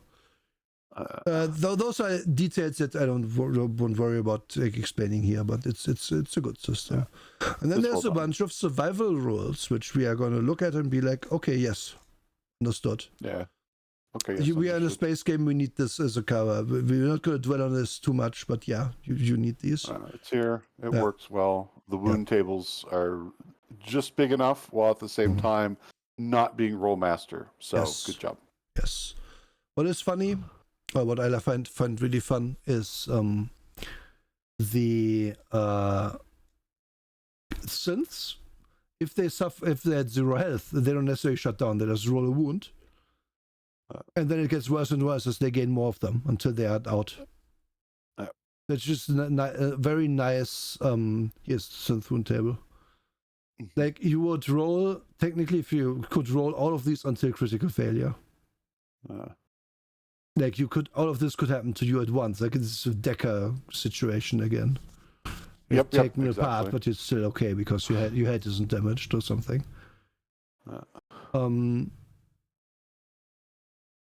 And some of these don't last, so like they are not permanent, but like locomotion impaired, limb loss, they would. I guess limb loss could technically happen a few times, I suppose. Depending, I guess, on DM fiat there.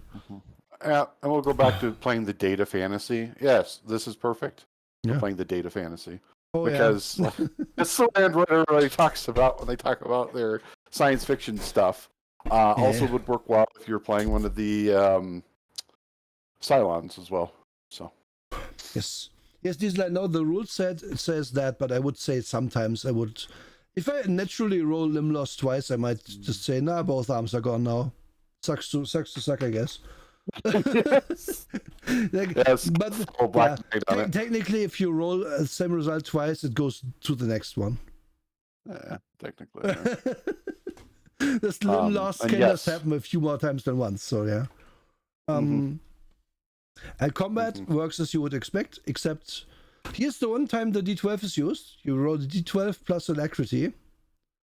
And I'm like, why? Why isn't it 2d6? But then I'm like, okay, fine. You get to indulge this one time in the D12 use because D12s need love.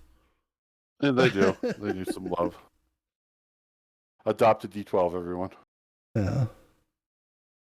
Another challenge that kept this smaller table-wise, making it play to yeah, makes sense. Yeah, I know, Diesel. That's your excuse, but you know it's not valid. You could.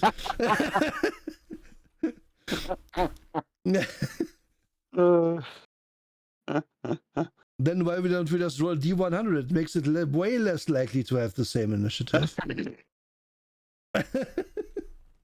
I did have a DM who insisted on using D100 for initiative, so I have in that world. The thing that I really have gone to like, this is an aside, since we are playing Fabula Ultima twice a week now, Trek and I, once a week on this very channel. I really like the let's just take turns. Players go, one player goes, then one enemy goes thing. I like it a lot. Because it keeps it interesting and dynamic, and you don't know, and you can just make a lot of stuff happen. But it could be tactical about, well, if my thing lasts on the enemy until the end of my next turn, I should do it turn 1 at first, and then not act again until turn 2 end. Yeah, exactly. Right? Like, we have thought more tactically for even those players who are not very tactically minded to begin with. It's interesting that your players don't like it because my players all really like it. Oh, we all really like it, yeah. That's weird. I guess to each their own. The good thing here is that it's quick. Like, okay, we roll 1 die plus alacrity, and then we just have number. Yeah. And then we just go in order. It's a workable system, absolutely. Like, I'm not gonna say, oh, this is bad because you don't do what I like. But we have seen initiative systems really shit the bed, and this is definitely not that. Yeah. Oh boy. Dan, tell us that you fuck with it. True. Yep. Exactly. I do have to read out something that Diesel Shot said earlier. Yes. It's all about transitioning from soft to hard as a game designer dedicated to edgecraft. Oh my god, I didn't read that. Huh? That's good. Okay. So the game assumes a battle map of some kind, which, hey, by the way, that's like spoilers. If we go deep down in the book and find the spaceships, I think spaceship section is quite long. What? Oh, I misclicked. Where's the maps? I know they exist.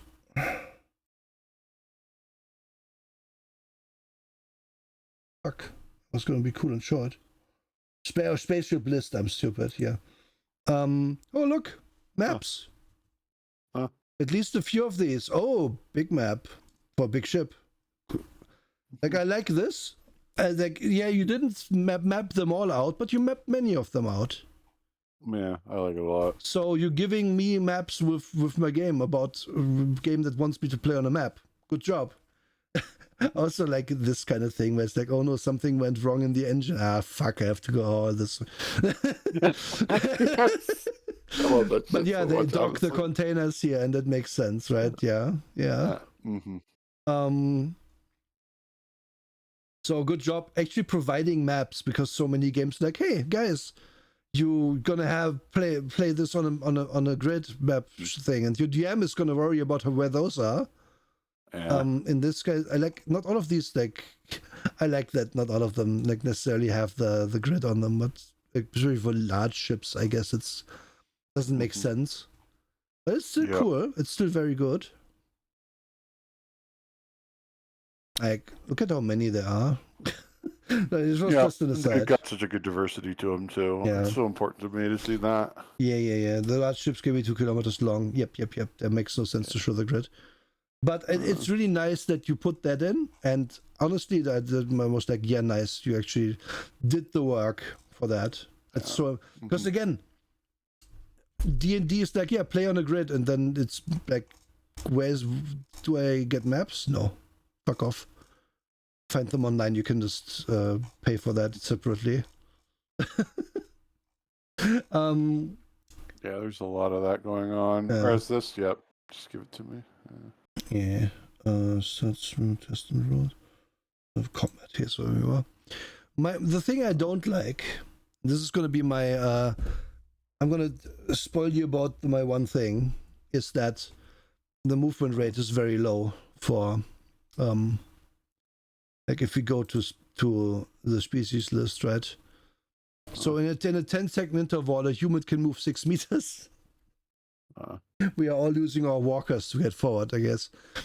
You can double that to 12 if you are dashing, I think, which is still not enough over 10 seconds. I can go faster, and I'm in a toy suit, darling. Well, technically. But we talked about that, Diesel and I, and it's like, yeah, you could put a multiplier. These are meant for ship to ship. Like, we're in the ship, it's cramped, you can't run. Yeah. It makes sense why it's this. It doesn't make sense like out in the open, and I would argue you basically multiply by 5 at least out in the open to make it realistic. Oh, and I just thought of something. Like, technically, it is very difficult to run wearing mag boots. Oh yeah, sure. It depends. So. Depends. This game kind of has artificial gravity, so. Yeah. I was just thinking the most extreme case scenario for an excuse for why in space you'd move this fast. I can see why even anywhere in space you wouldn't just want to all out like sprint. Oh yeah. That seems like a disastrous idea. But again, like the movement breaks down as soon as you're like, oh, we are out in a field. Okay, I run away. Well, you run away very, very slowly. but hey, if that's the only oversight I see, where I'm like, just multiply it. It's obviously meant for like combat movements. There's in-ship movement. It's not meant for overland. It is not a big deal. And ultimately, this works fine for in-ship movement. Yeah, exactly. Because if you know your D&D history, what does this mean? 6 meters? Oh, that's 6 squares. That's been the gold standard for humans for a long time across multiple editions. So there you go. Yep. Combat works in a way. You get a main action and you get a side action and you get unlimited free actions. Yep. But there aren't that many free actions to do. Yeah. You can hold your actions though for a free action. Then makes sense in a game with an edge thing. Yeah. Hold your action. Yeah. Off turn you can react, like you can dodge and stuff. So workable, simple, standard rules here, I would say.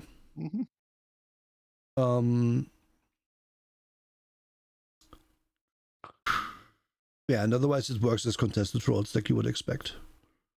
We've been over that. And yes, you can demote your main action to a side action if you want to do more side actions. Yes. And then there's some activities or some things where you can do that through your edges and so on as well. Like do faster things. So there's a lot more nuance to it from other rules that come in from the side, but the basic system is not complicated, and that's good. In combat twists, there's some extra ones here. You can shove someone back. You can cost them, like you render them prone and so on and so forth. Like, it's more examples of twists, always good. Because we have our unique system here and it should play into things, and if it does, you should have examples for it, and it's nice that they're here, and there's a lot of them right away. Yep. And you can gain conditions, like you can be suppressed if someone shoots a big gun over your head. Like even if you like dodge it, you might be just in cover trying not to get murderized. Or a grenade gets thrown at you, it also suppresses you. Also makes you gain edge if that happens, and shocks you level 1 if it fails, and so on. Like, it's nice, it's good. You get bleeds if you takes 1 health damage at the end of each turn. Obviously, it only happens if you hit by a special weapon or if you take a wound or something. It's not like it doesn't happen that often. Movement through difficult terrain is harder. Who would have thought? Characters can spend 1 minute lining up an attack and make an assassination attack. The test benefits from when they aim at action, operates normally for factors like cover. They may take no other main or action during this time and move with speed. So you essentially murk someone if you have the time, which is a nice way to give a surprise without having a surprise round thing. Cover has levels of heaviness, and it gives you armor basically. Stolen from Crawford. Well, sometimes you get inspired by the things, you know. I feel like that they are fighting and this person is just boxing someone. You don't see. It's a fun little picture. I like that one. Yeah, it's very evocative of 80s and 90s comics. Yeah. And then we have a bunch of rules for hazards, but they boil down to a static damage and then a bonus damage that may give.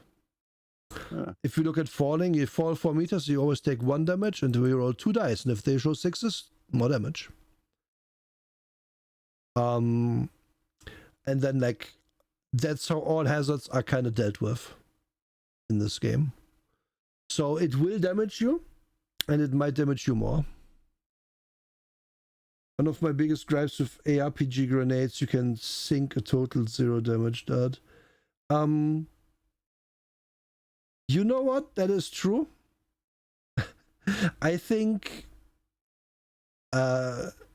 coming from a system like Shadowrun, where you have reflective damage, and a grenade can do a worst case situation like 100 damage to you. It's not so bad that it can sometimes do 0. But reflective damage is crazy. Like it also crazy complicated. I don't want to go over all of these, but basically they have a nice little rule to quickly adjudicate what damage it will do. Like, And also about the grenade thing, there have been so many stories that I've heard about real life situations where, they had their hat, their flak vest, they had all this accoutrement on to defend against something, and then like the grenade went off nearby, and not a single shard even went in their direction, but it found the chink in somebody else's armor, and that randomness is it's just it is more real than we realize. Yeah, like So, the zero damage grenade, it happens. Of course, that's also like a frag grenade, where if it was just an explosion, like it would make less sense. Then depends, I guess, very much on what's happening. My point here being that the hazard rule, like there isn't a giant explanation for everything about that could happen. It's just like, hey, here's a rule, here's a bunch of examples. And here's like in the case of like a void, it's a specific thing you roll, because this might come up a lot more than in other games. And it's well realized, honestly. Side note: bleed condition and radiation hazards are the two surviving instances of damage that bypass stamina. That makes sense to me. Especially radiation, you can't just get your way out of that so easily. You can't just take a siesta for that one. Yeah. Stealth contest, usually contested role. You have to have the opportunity to do it. There's hacking rules, which are, you need them. They work in kind of like the Shadowrun way, where you have nodes that you go along. Where like not everything is directly connected necessarily, at least not from where you are entering the system. And then you hack yourself way through. I'm not going to go super deep into it, but it's not quite a Shadowrun thing where you do nothing else. So this is kind of, this is a okay system too. Drink a bottle of vodka and walk off that rat poisoning like in Stalker. Exactly, as drink more vodka, Facility wide node map example in the back of the book. Yeah, we can look at that at the end. Yeah, we will. Can you cope with radiation? No, you cannot. No. You have to star in your own miniseries. Yeah, and they're like this little section. The Romans of the keyboard, adjudicate taking. Change Stars does not strive to emulate real-world IT intrusion techniques. The various advancements and vagaries of the setting are better explained through abstraction and most engagement solutions for your players. The most engaging solution for your players. Just read that. Which is yes. You do not, having played with my work colleagues before, who are all a bunch of computer nerds. You don't want to get into a hacking discussion with that, because then any rule system you could point at is going to be inadequate for the realism. So fuck the realism. Just make it work streamlined and well. There's a spa in Germany dedicated to coping with radiation. I could go there. Why would I want to? I'm not radiated. Oh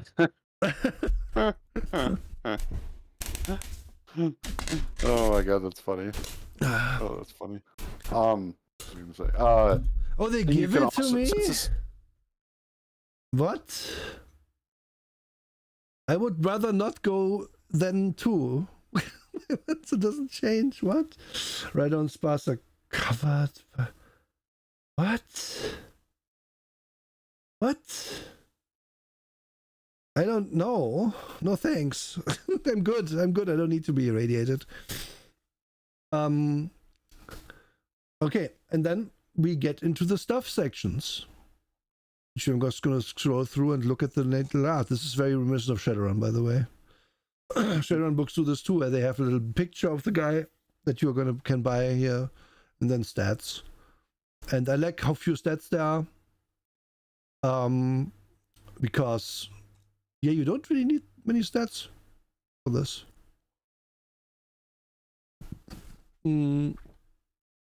Clearly value goes quite high. Getting a HE and assault chassis for 12 hull, 9 armor, 6 speed, and then all of this costs you 1 million. uncommon, guys. You can't really generally afford that to start. Yeah, the section for you, Wagons, exactly. To an extent, like, you're not supposed to buy this personally. Your ship might have stuff like this. Kind of like this is up to the DM. If you're playing, let's say, a trader vessel or something, they might have some spiders here because they're mechanic drones. They might help with repairs. What you probably won't have is the well, you might have a loader and the ISB thing here, which is like for loading heavy goods into your ship. Makes sense. It's like it's the thing from Alien again. But some stiff level seems to use because the question of do we make this realistically viable? Like what I like about prices like this, having run a space trade game, it is very difficult to represent like the vagaries of a trading situation where you have, hey, we have 200 tons of like uranium ore in our hold. How much does this sell for in this on the station?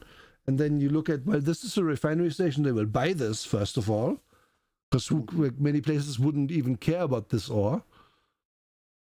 They have no way to refine it. But then you suddenly have 2 million credits in your pocket. And then you look at what do they sell here? Oh, they sell refined steel. Okay, we can bring 200 tons of that. That's all, and that's going to cost us 1 million. So now we have 1 million credits. And what do we do with that shit? Do we divide that by 4 and pay it out? Probably not. It's probably ship funds, right? But then at some point your ship has 50 million credits in the bank.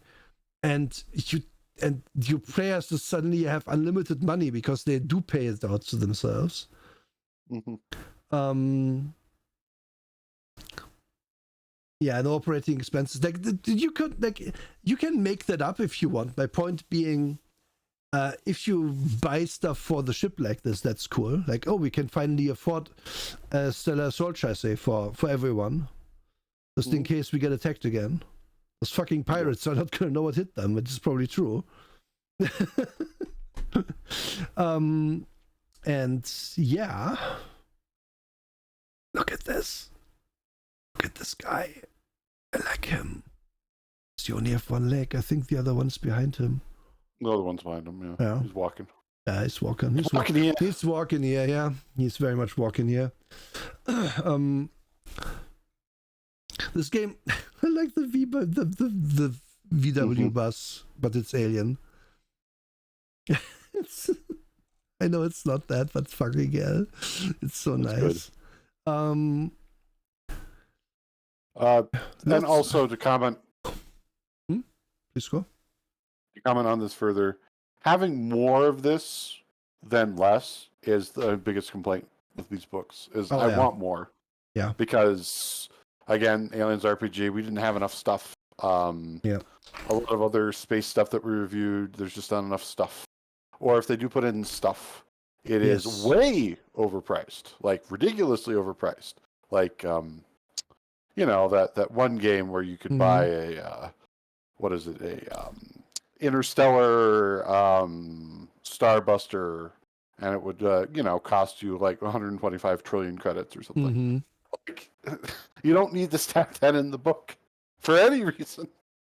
Yeah. But here, no, this is perfect because you give plenty, and it's very easy because you have enough things to compare to vary it in your own way. For if you wanted to add, I don't know, a different assault tank that is available here that's cheaper because it's 3 generations ago.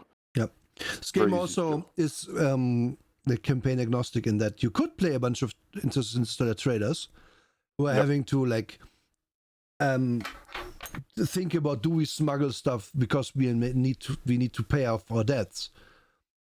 Is it worth the risk to do that? You can be very much an OPA agent, OPA ship from the Expanse universe, and have like the reactor's gonna leak again if we don't repair it next soon. But also everything else is breaking down. We don't have money for anything. What do we do? Or you could be a bunch of like military contractors who each get their own Heron HK assault helicopter, And then if one crashes, well, I guess we have to requisition another one from HQ. But we rescued the pilot, and that's also fine. Like the game is not gonna tell you that you can't do that, which is good, right?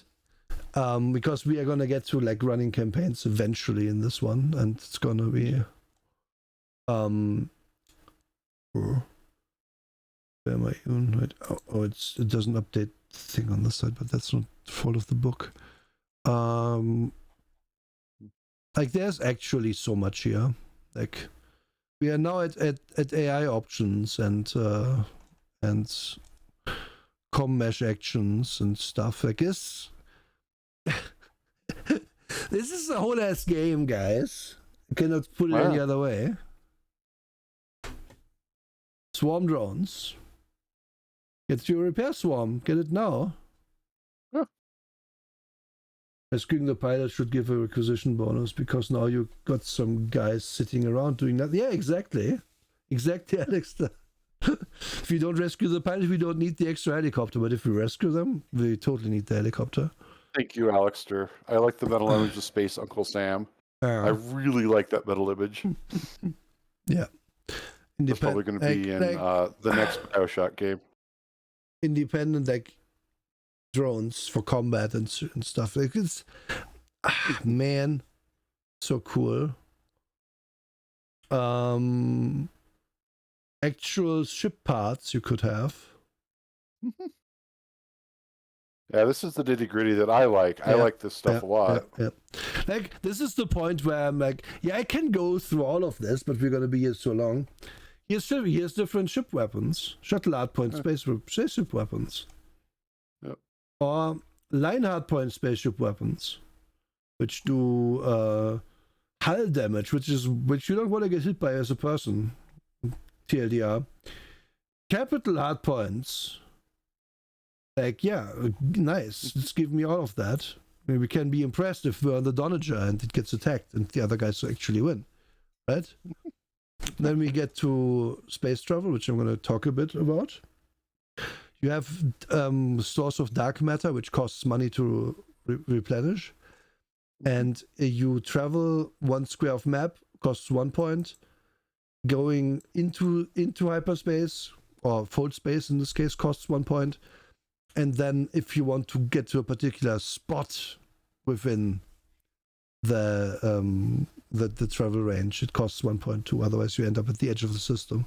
Because this game says that FTL doesn't like to be happening within close proximity to gravity wells, which is, makes sense. Yep, I love that. Straightforward, simple. Yeah. And that's kind of like your running costs for operating a ship is a lot is rebuying the fuel. Yep.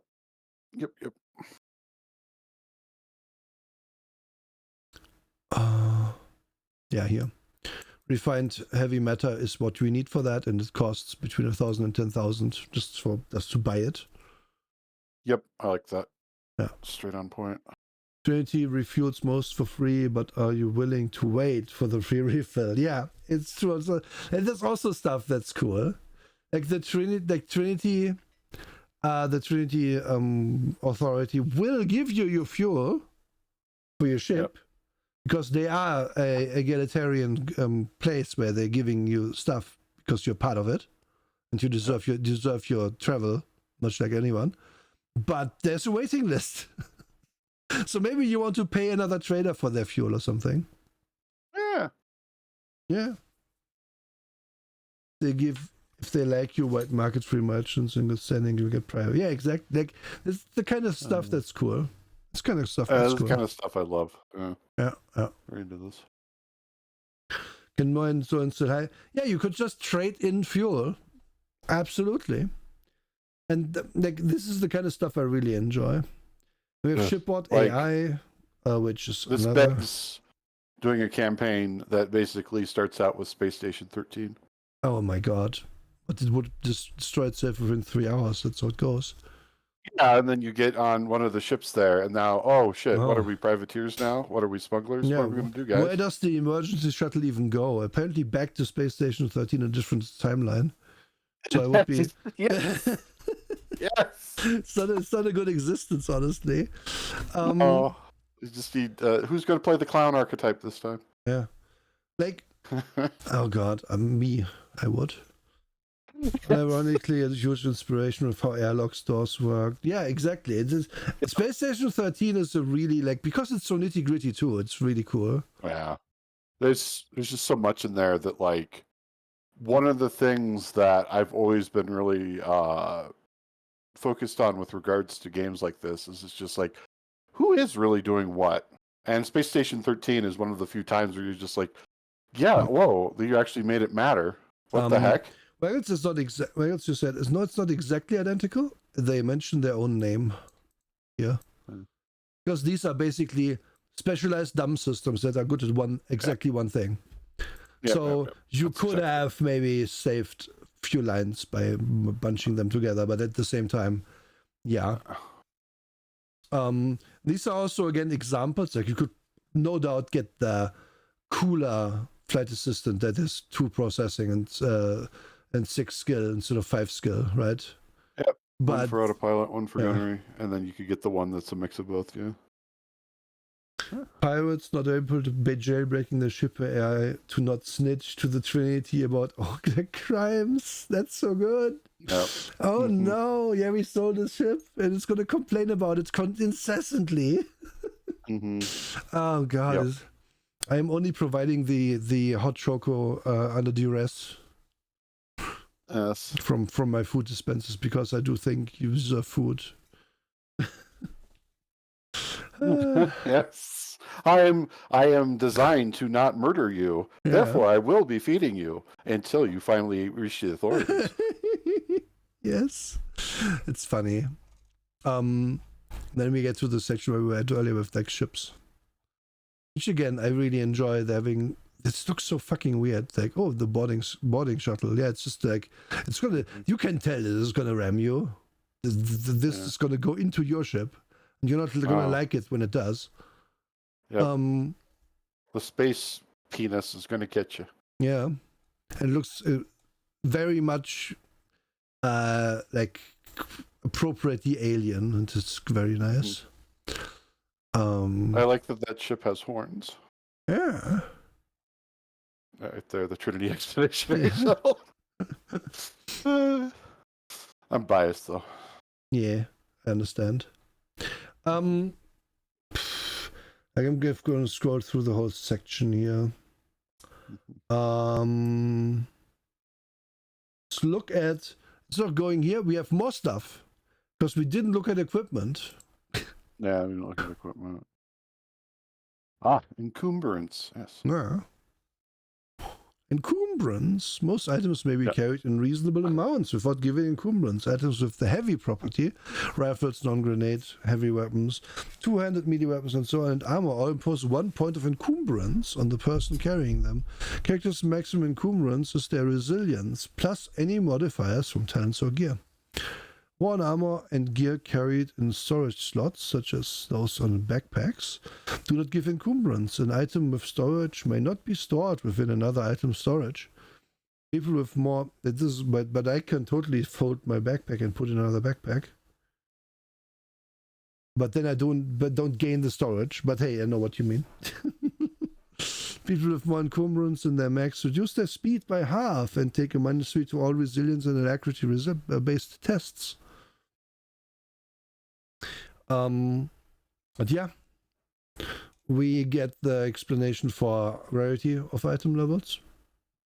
We get a nice art of a stack of money of the raspberry and Raidus. Here's explanation again that there's these vouchers that you get, or the Trinity money. And then we look at armor. And this is very important. The TS spacesuit. The Trinity standard spacesuit takes the form of a thin latex suit with a series of tubes and struts for life support and pumping clotting gunk into any breaches the suit sustains. Special may be worn under other armor, including other spacesuits, directly stacking the armor values. So yes, we are officially, we like this system because it is latex suits you wear and everyone wears because they just layer armor. So the min-maxers wear it and people like me also wear it. Technically I can also layer because I could wear 2 of them. Yep, you could wear 2 as a treat. Yeah. Technically, I could wear unlimited of them because it doesn't say I can't, but I know you would stop me, Diesel. Also, it doesn't give that much armor. It's only like 1. And the life support thing is an example of the like depleting resource. You would like, oh, we have spent a time out in space. Roll on life support. Okay, noted. Then we have the shitty spacesuit, we have the cool spacesuit, we have the military spacesuit, and hard suit for real combat. And then a bunch more, because this is basically your clothing, right? Most people are going to have these on in everyday life, because we are all playing space people.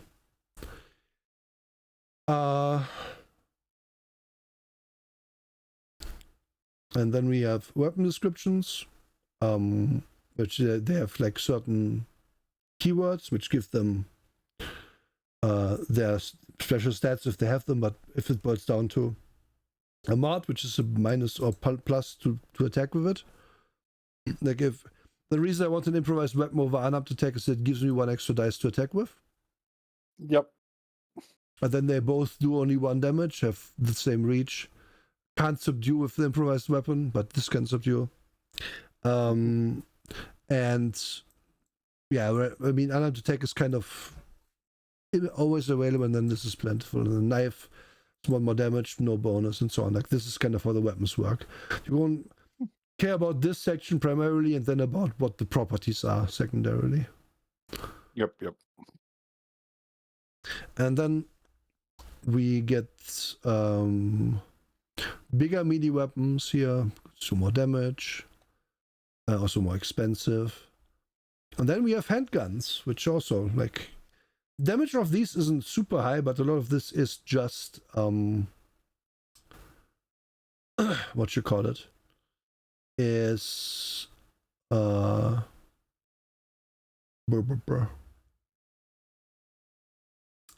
words fail me. I've yapped for too long.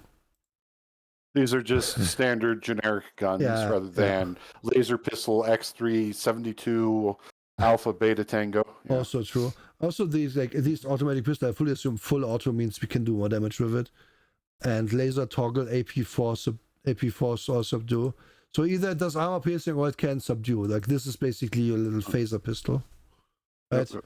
And this the regular is your set to stun. Yeah. And this is your slug thrower.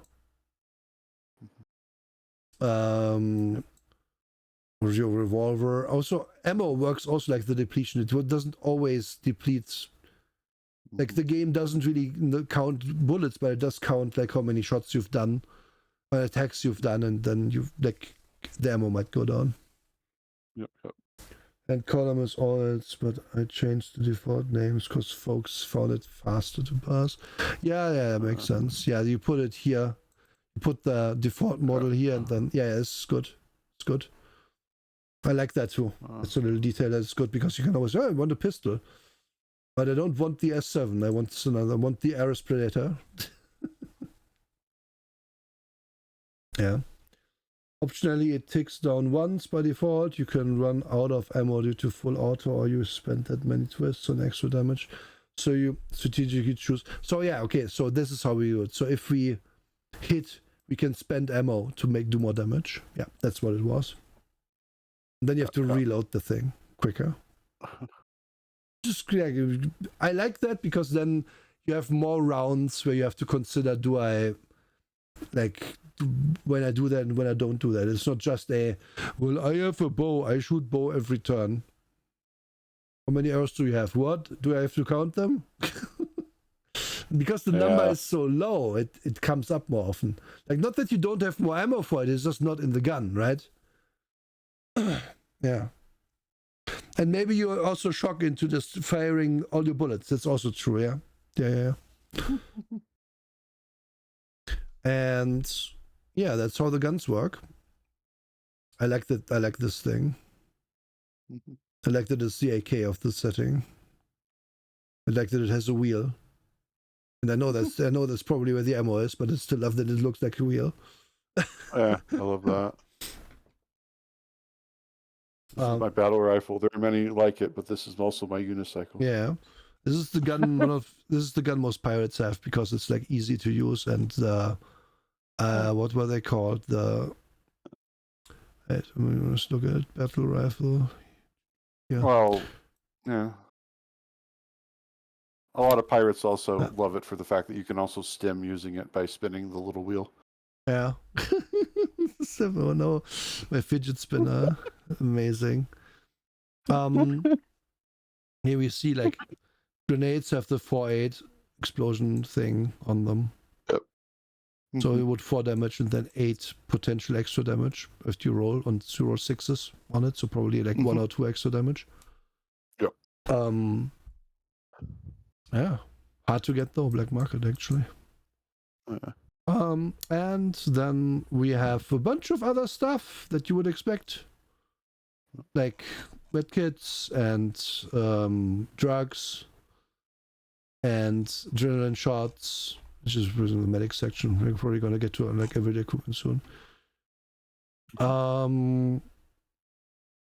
General equipment, yeah, a combox, a radio, a beacon. Like it's everything. This feels like Shadowrun-esque levels of gear, which is really nice. Yeah, that's honestly, Shadowrun has become the gold standard for me. Like I take back a lot of the things that I said in the past where I don't care that much. No, I do care quite a bit. If we're going to be playing in a high-tech society, give me the toys, give me the tools. Yeah. Because that is part of the immersion, honestly. Yep, and here is the cybernetics we have. I like that you kind of have a thing that just amps you up and gives you edges as side action for like nothing. Cyber arms, 2 melee stats, 2 endurance tests working with arms, 2 max endurance. Yeah. Punch good with cyber arms, 2 maneuver speed movement, blah, blah. Like, it's nice. There's not that much here, like in terms, like obviously Shadowrun has more cyberware, but off of how this works, you can absolutely make up more stuff easily. And I guess this game is not really about losing yourself to your wear, so it's fine. It isn't as much. And it's honestly like kind of the big ones are ticked off here. And since there isn't really a system where I eventually die if I have too many, it's also good that there aren't too many because someone will just stack all of them over time. Just to put their money in it. Oh, is there? There was I must have glossed over that section then. Oopsie. Endurance based limit. Where does that say that? May have this installed beyond checks.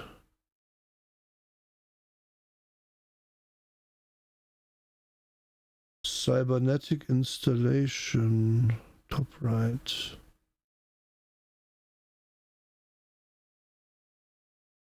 It says how you install it. What?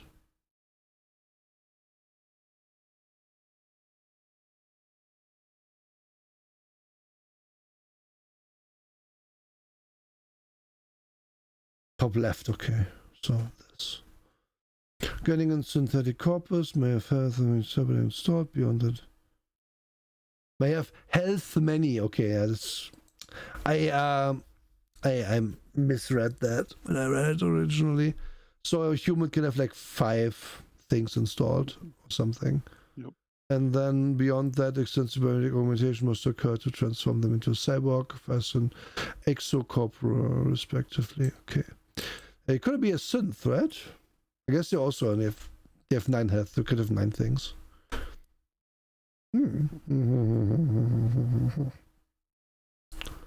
Since treat them as upgrades, okay. Mm-hmm. Yep. You thought of everything. Yeah, I noticed this. Very into that. Budget cryopod. You don't want the budget cryopod. You want the good cryopod, guys. Just saying. Hmm. You don't want your cryostasis to be special. You want your cryostasis to be cryostasis. Just saying. Oh no. To awaken after years of stays within these pods be suffer hazard defended by yeah. Mm-hmm. Yeah, get yourself a normal cryopod, guys. Spring for that. Oh man, yeah. There's a lot here. I like really most of it. It's so nice. It's a good system. Yeah, but they're fascists. They deserve it if they die from cryosleep. Who cares? To answer Diesel there. That's what the Human Empire Marines wrote in. They didn't value them. His Imperial Majesty's icebox. Oh no.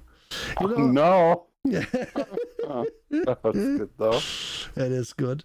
Yeah, but like TLDR, really like the system. We also have a guide for the DM. There's a lot of stuff in here about how to run this. Definitely gonna not go over everything because this is just advice stuff. But it's very good stuff. I liked reading it.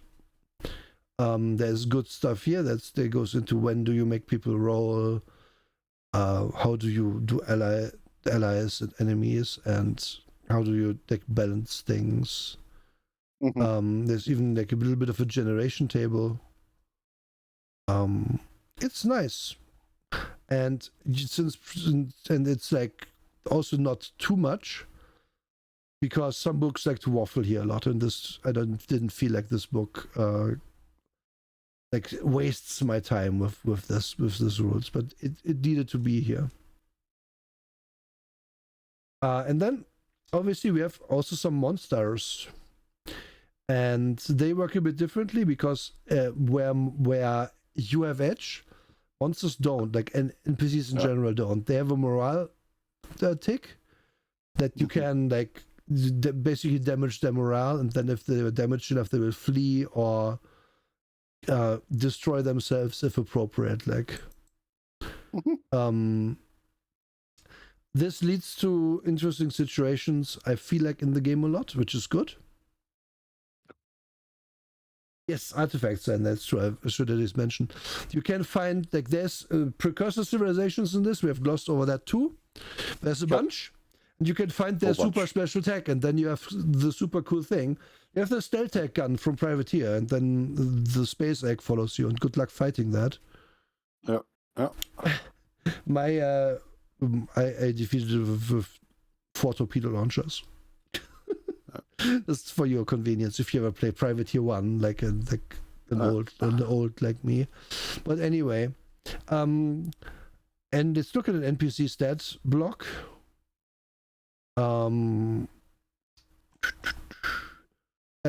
The first thing we see is shells, which is like a race basically for humans or synths or whatever.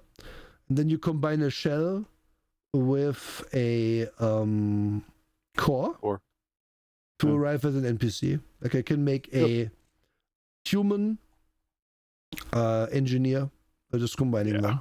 Very quick, very nice, good for the DM, easy. And then very good, very nice. Obviously, if this engineer is supposed to be incompetent, then you lower some stuff here. If your engineer is supposed to be the best man ever, then you raise some stuff. But the basic thing is very quick, and usually you don't need to fiddle with it too much. It was done when we didn't have room for the full base chair. We had Shell's course ideas and shoved it in and gave it a baptism by fire out of desperation. It works. I like it a lot. I like systems like this the most because back when we were doing some of our 5th edition What's Wrong With You streams, I'm just going to call them that from now on.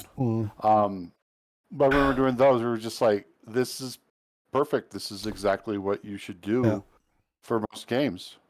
Like, Yep. this is it. This is the perfection to me. Yep. And they also have tier 2, which is like the more serious guys. And then we have beasts, which is like have herbivore, have the stats, and then the pack hunter, and so on. Like, not being like, oh, this is a bunny, and this is a rabbit, and this is a cow. No, this is a herbivore. And it's probably small because it has 1 health. But obviously, you could be like, this is a cow, so probably it's more than 1 health. So I'm going to give it more health, but easy enough, right? Also, at the same time, do we care if the cow has 4 health or 1? Like, probably not. You're probably not even going to fight this that much. It's probably like you're going to pick it up and it's going to be cute and you want to keep it alive.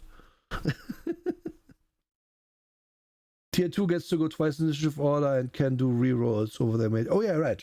I forgot to mention. Tier 2s are serious because of that, because they can kind of... They don't quite get edge, because you don't want to track that further. The DM would be a nightmare. Correctly identified that you don't want, but you can reroll, and you can... They go twice, which is also like going twice is a very hard thing. Like that's a good way to make someone more threatening. And then we have a bunch of synth and drones and so on that get started. And then some like named shit, like the Spinward Venomous Septapod, which looks like something you don't want on your penis. No. Not that. Never want this on your penis.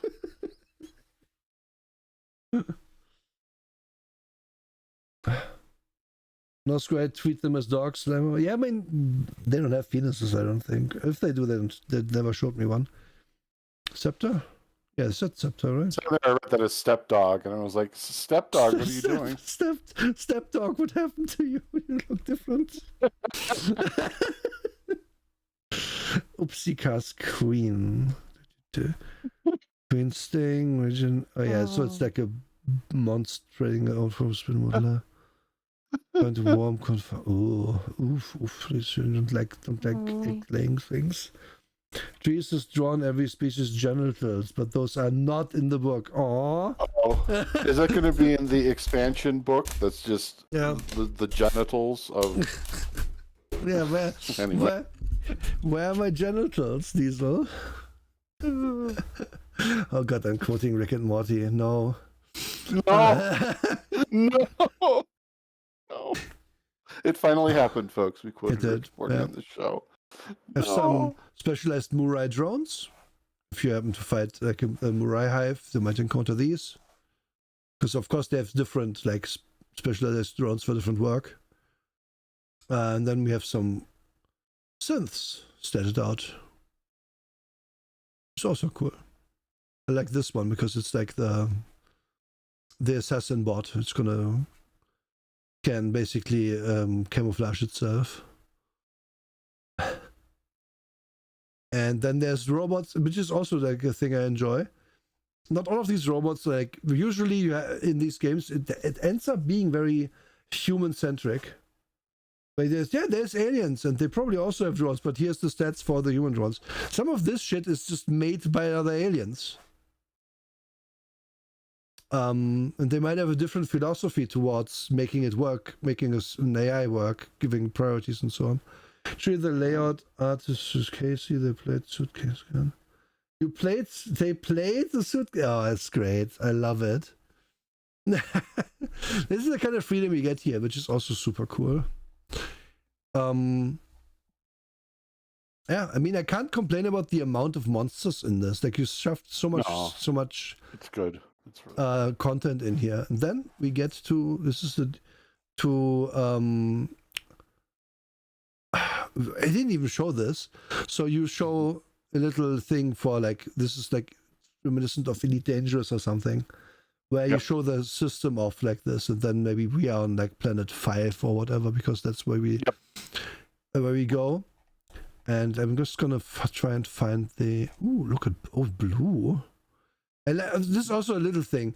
I enjoy that every like important word is purple, but then sometimes we have other colors in here. Didn't even expect that. Page down. It's quicker. Big map for your place. We are going. I want to find the hacking map though. What's this day? Oh, here it is. Right. So we can see where the computers physically are, right? While we also, and that's Exactly, yeah. that's nice. That's also good because I like that a lot. that's the thing. Even Shadowrun doesn't do good. But Shadowrun is usually we have a node and then there's another node and you hack between and somewhere else is this other node and blah blah blah.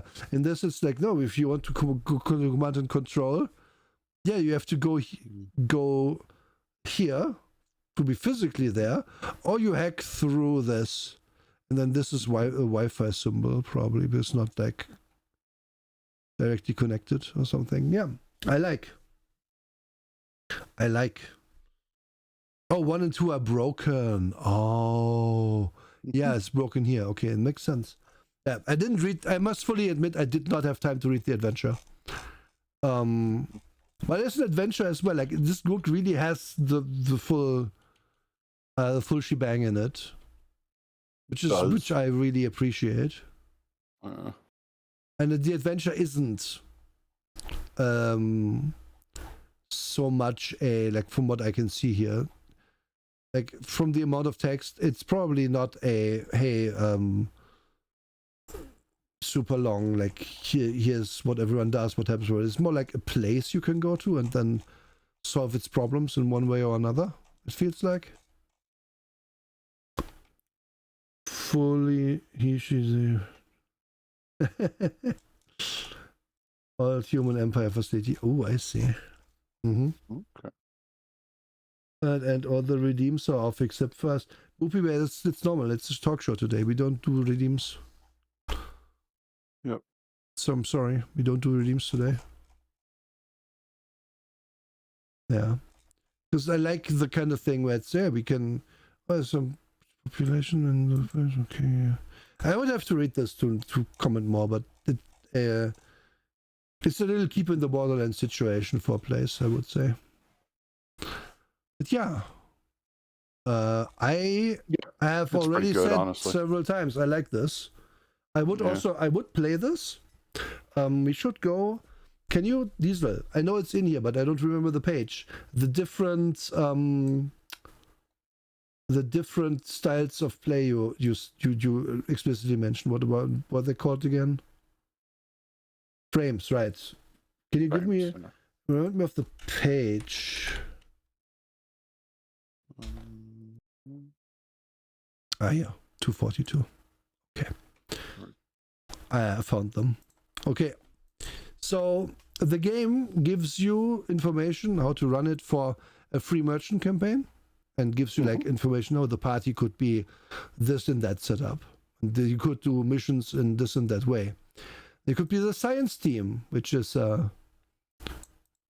knowing this is Twitch, not that science team, guys. No, a real science team. And then what the party should be made up of, and what the missions might be. I might deal with precursor tech a lot more. It could be a bunch of clandestine operatives doing shit that's like under the table. And then what does that look like, and what kind of missions do we do? Or it could be an ordinary game where there's dudes on a space station and then bad shit happens, like Space Station 13. Yep. We are just like in cargo, and Cargonia must be declared once more. You know, you could run very silly things or very serious things with this all at the same time. Could be Marines. Again, we requisition a helicopter for each of us. Why not? And those are just the 5 examples you have, and you can run a lot more with this. So honestly, bang for your buck, since this costs $30 to buy. Really high. There's enough here to fuel several campaigns, in my opinion. These are probably not necessarily like years-long campaigns. Could be, but not necessarily. And you like can have real fun in this. And also, like, this is another thing. Very easy if you are like, well, I would like to play my OC aliens. I wrote about them before. They are like blue hedgehogs that have weird eyes and run real fast. Then you could put that in. It's just not going to be canon with the main setting necessarily at that point, but hey, who cares? Because the races are again very easy to like write more for, because there's not that much mechanically to them. It's more about the fluff, and the fluff is really good for the existing ones. Oh yeah. So if you do your own shit, very possible, very easy. And that's really also an important thing, because so many of these books that we review, they really leave you alone when it comes to like the homebrew. Yeah. And that's one of the things about this, just already, hey, we want to help you do your thing, rather than, yep, you're on your own. Yep. And like, it's not like the game tells me, oh, you make up your own race during these 3 steps, but it's like, I can tell how I make my own race. I give it a few stats, then I make up a few things they have, and that's it. Easy. And it's not going to be OP to do, no matter what I do, unless like I'm like, oh, my 27 and 40 health, oh, they're really big. Yeah, and then the DM is just like, nah, they're not. Fuck you. Yeah, it just works. It just works. And I really recommend it. This might be, what other games did we do this year? Fuck. This is going on the best of list for the year, probably. This game. Yeah, it probably is. Just really into it. I kind of want to play it. There is a Roll20 sheet. There is no Foundry yet. Okay. For your information. Location start on tour 2 in PDF if you want to see the planet emoji. Oh yeah, we can look. Let's at least really quickly look at this.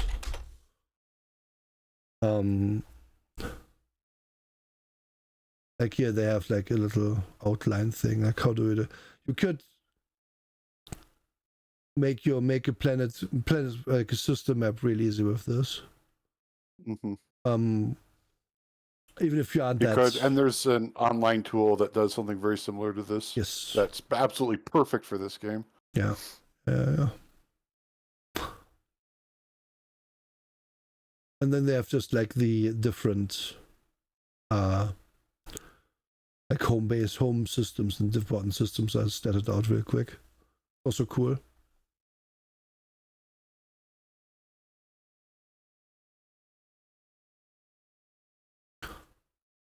Yeah. Okay. I like those tendril otters. They're great, yeah. The otters are cool. Tendril otters are good. Little guys who want to trade with you. Those extras at the back with just a paragraph into the tags can tell at a glance which one has on the map actually. I'm confused. What? On page 7? Oh. Yeah, these are places that I mentioned here. Makes sense. Yeah. That makes sense. Mm-hmm. The donut rings are statted in the book. That's also cool. Nice. Mm-hmm. Okay. Yeah, good job. I didn't grok that when I looked at it, but that makes sense now.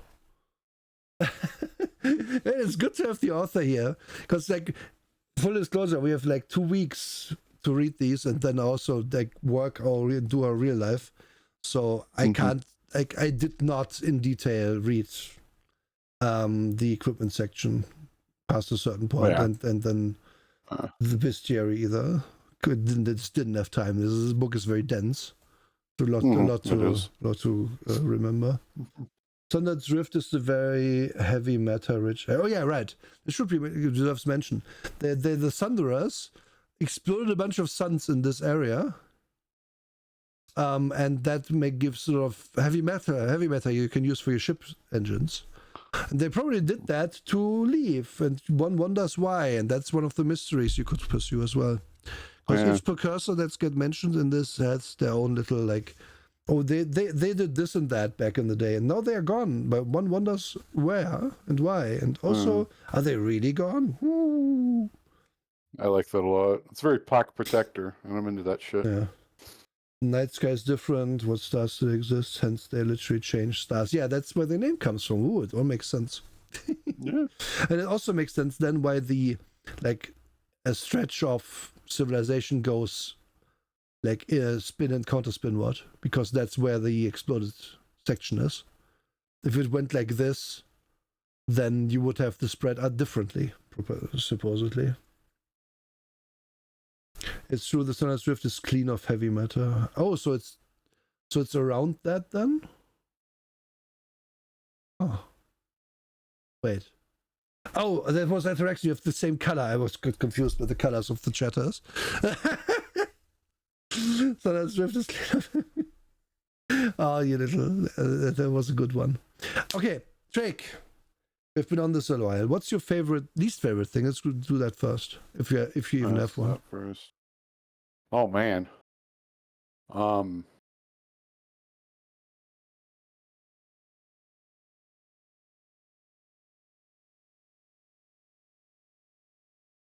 This isn't even really a quibble, but more of a, I'm sorry you didn't have the space for this.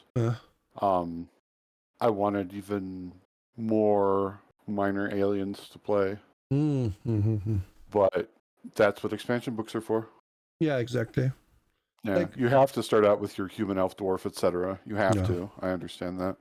Human, elf, red aliens from a Not Safe for Work comic. Yes, have to have those. Exactly, you have to have those. So I get it. And there are a couple other sections that I felt that way too. But it's like, you know what? That's what expansion books are for. You're gonna have 300 plus pages. Like, you have so much in here already. It's also like, if you look, there's 50 pages of lore and descriptions for the aliens. So adding another alien wouldn't have been like one page. It would have been at least 6 pages. So it would have been a lot. Yeah, it would have been hard to put that in. It's part of what humanity used to put artificial gravity on most of the ships. Okay. They have functionally lost the war. Efficiency in their navy. Humans didn't have to become efficient. Ah, I see. Okay. That's cool. Yeah, that's the kind of thing you read between the lines here. My least favorite thing, I said it earlier, is the movement speed thing, because it just simply lacks a rule in the book that explicitly says in an open territory that is not very constrained, you can move faster. And I'm just always a sucker for having that explicit, because I hate D&D speed movement, because I had a DM before who insisted that, no, that's how fast you can run in 6 seconds. It's 30 feet in 6 seconds. What do you mean you can, or 60, I guess, you can do double, right? So, and I'm like, you're telling me I run that slow? And they're like, yeah. And then I just couldn't get through to them to go outside and try to run for 6 seconds, see how far they are, to tell me then how stupid it is that's how slow we all move. And but that's my personal like unhealthy cope I have, I suppose. Oh yeah. Still writing that. Yep. Yeah, I get that. Like, you know, it is not, if that's my nitpick, then that's really a good sign. So Drake, what's your favorite thing? What's it called? I like how I had it in my head the whole time, and then you said it, and I'm like, I know exactly what it is. I'm doing it. Where is it? The shells system, the shells and core system. Very well done. Yes. More games need to do this. Every game needs to do this. Fuck that. I should be able to go to Vampire the Masquerade, have Elder, and then plug in Gangrel. I should be able to do that because the game is set up for that. All the games are set up for that. Yeah. And it's just very well done. I commend you. That's exactly what we need in the gaming space. Because it isn't about creating infinite monsters. It's not that. It's Okay, yeah. So there's a thread mechanic who was abandoned on this ship and is in the only room with air in it. And shit, what are their stats? Yeah. Yeah, I agree. That's simple. And I need that immediately. And I don't want it to be, oh, they just have a 2 and everything. That's very, very lazy. Like, no, you can't do that for everybody because then there's no nuance to an NPC. So, good job. Yeah. My favorite thing is that we really have the full package here. Yeah. Like, this is a value proposition that is very hard to beat. You're asked to pay 30 USD for this, which is, well, for PDF it's steep, let's be real. However, this is all you will ever like really need to play this game. Yeah. Like, sure, you might eventually want to make up a few more cores. Oh yeah. You might eventually want to make up different aliens. You might eventually want to make up new ships. But there's so much in here with enough examples that even I am like, I don't need like a shipbuilding system. I can wing this.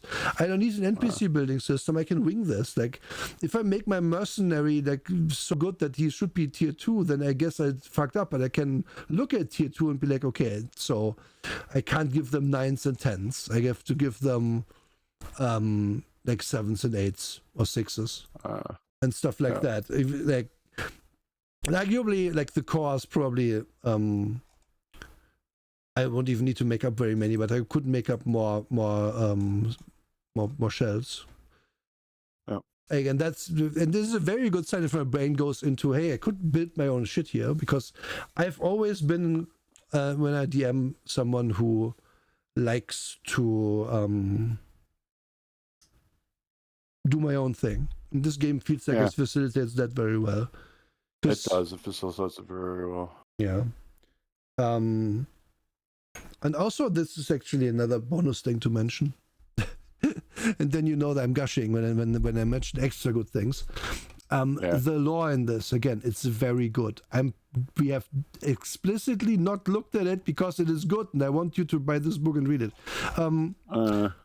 This lore is very helpful in that it cares about the setting quite a bit.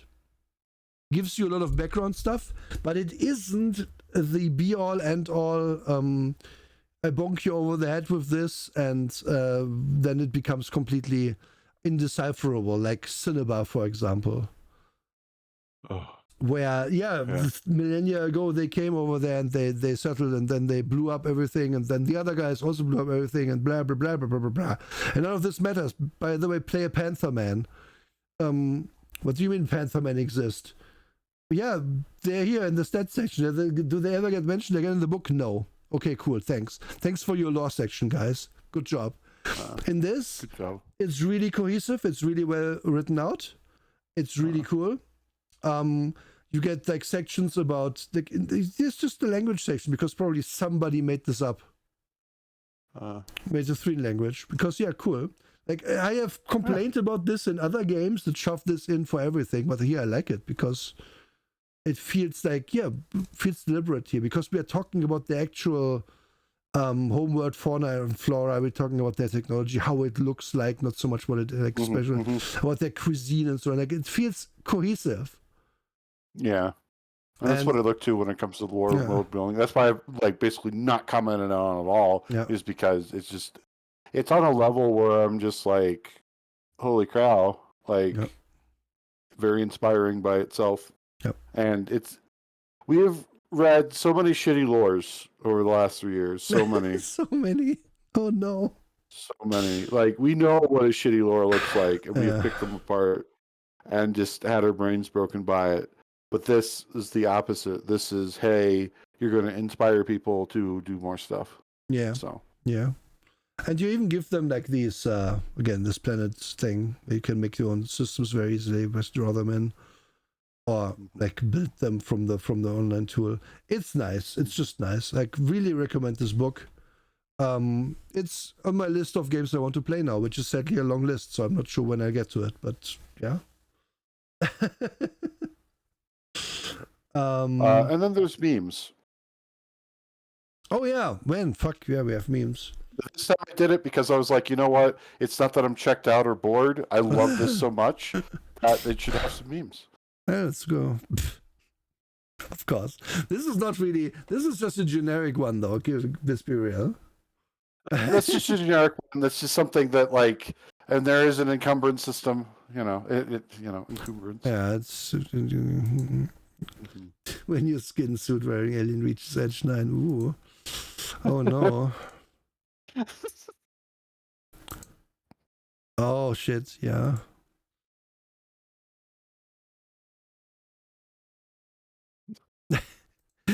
I'm just not like saying nothing because I love that scene so much. That scene is one of the best. Yep.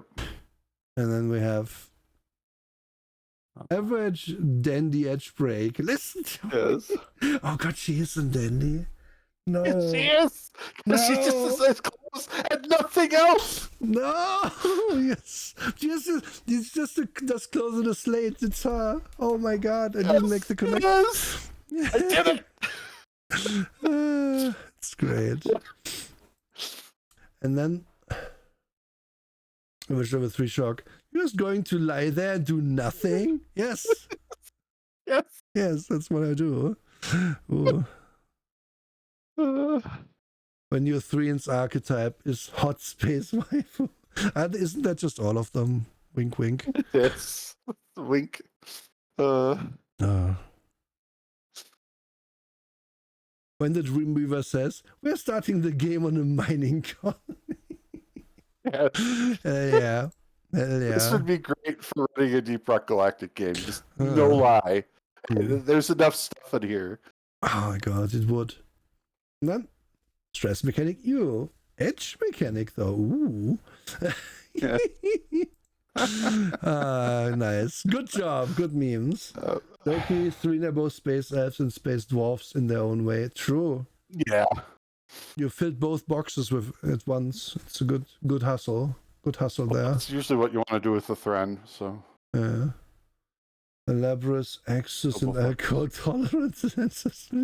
Yeah, they also like their spicy food so much, right? Well, okay. I think that's it. I think we did this. This is a really good game. Really good. I might well run it in future or play it in future.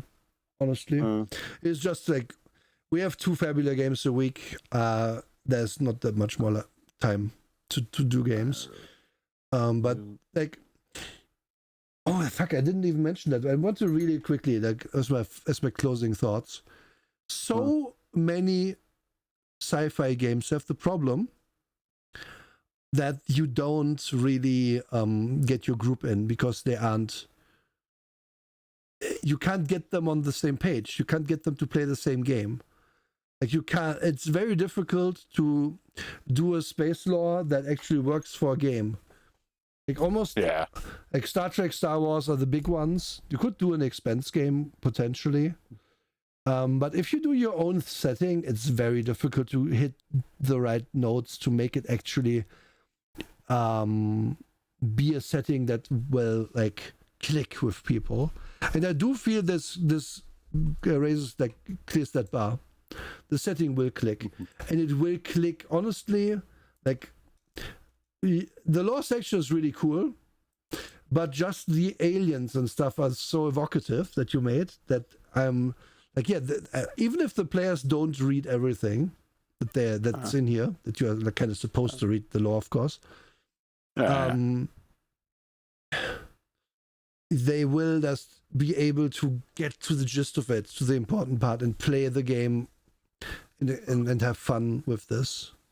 Because again, like there's so many space games just fail. They just stumble out of the starting zone and then fall on their face immediately. Because they just don't do that. They don't make an evocative, cool setting. Yeah, they don't. They just don't. Like, so, I've said a few things about like, oh yeah, if you want to play your data, oh, if you want to do this, or you want to do that. So many people just don't get that those touchstones are they're in science fiction. Mm. They just refuse to like reach out and touch them. Yeah. Because they're there. Like the Asari and the Thren, like that's a thing. Mm-hmm. It's part of science fiction. And if you don't touch that, then I'm asking, nope. why are you even here? Yeah, exactly. What? And Diesel, yeah, you can absolutely share the link, please. Mm-hmm. Absolutely. Yeah. Please do. Thank you. And yeah, that's the show for today. The next episode will be in 3 weeks' time. Yeah, we can't do it in 2 weeks because I will be on my big anniversary week. Yep. Drake, what do we do then? What game do we do then? Well, that's a really good question. Honestly, give me some time to think about it. Okay. Because I don't have one ready to go, and it's going to be in 3 weeks. Okay, sure. We'll announce it sometime. That's fair enough. So yeah, that's gonna be that. Thank you everyone for showing up. Thank you for listening to us yap for so long. This was a good one. And thank you, Diesel, so much for being here with answering questions and stuff. It was really a blast. It's nice to have the author there. We only had it once before. We had that with Monk Game. Or at least he's for I almost called it Downton Abbey. Not Downton Abbey. No. Rosewood Abbey. Rosewood Abbey. Fuck, my God. My brain is... Yeah, I need this vacation, folks. That's why I was able to think of what the even review for next time when my brain is... I've had a week myself, so... Understandable. Okay, so we're going to find a raid target, and then I will see you all on the 21st, which is my next stream. Yep. For the model reveal, so please be there and watch Nora get the new outfit. Mm-hmm. Who are you raiding though?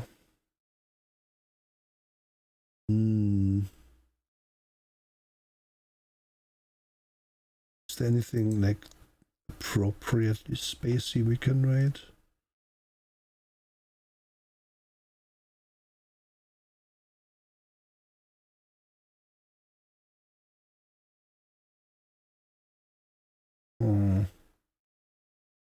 You see a Signalis stream for Kara. I see Kamigala's doing repo. Yeah, we could switch Kamigala. Yeah, that's been a little bit. Yeah. Another thing to announce. Yasha's model reveal is on Monday, folks. Just remember that. My model mom. Please be there for that too if you can.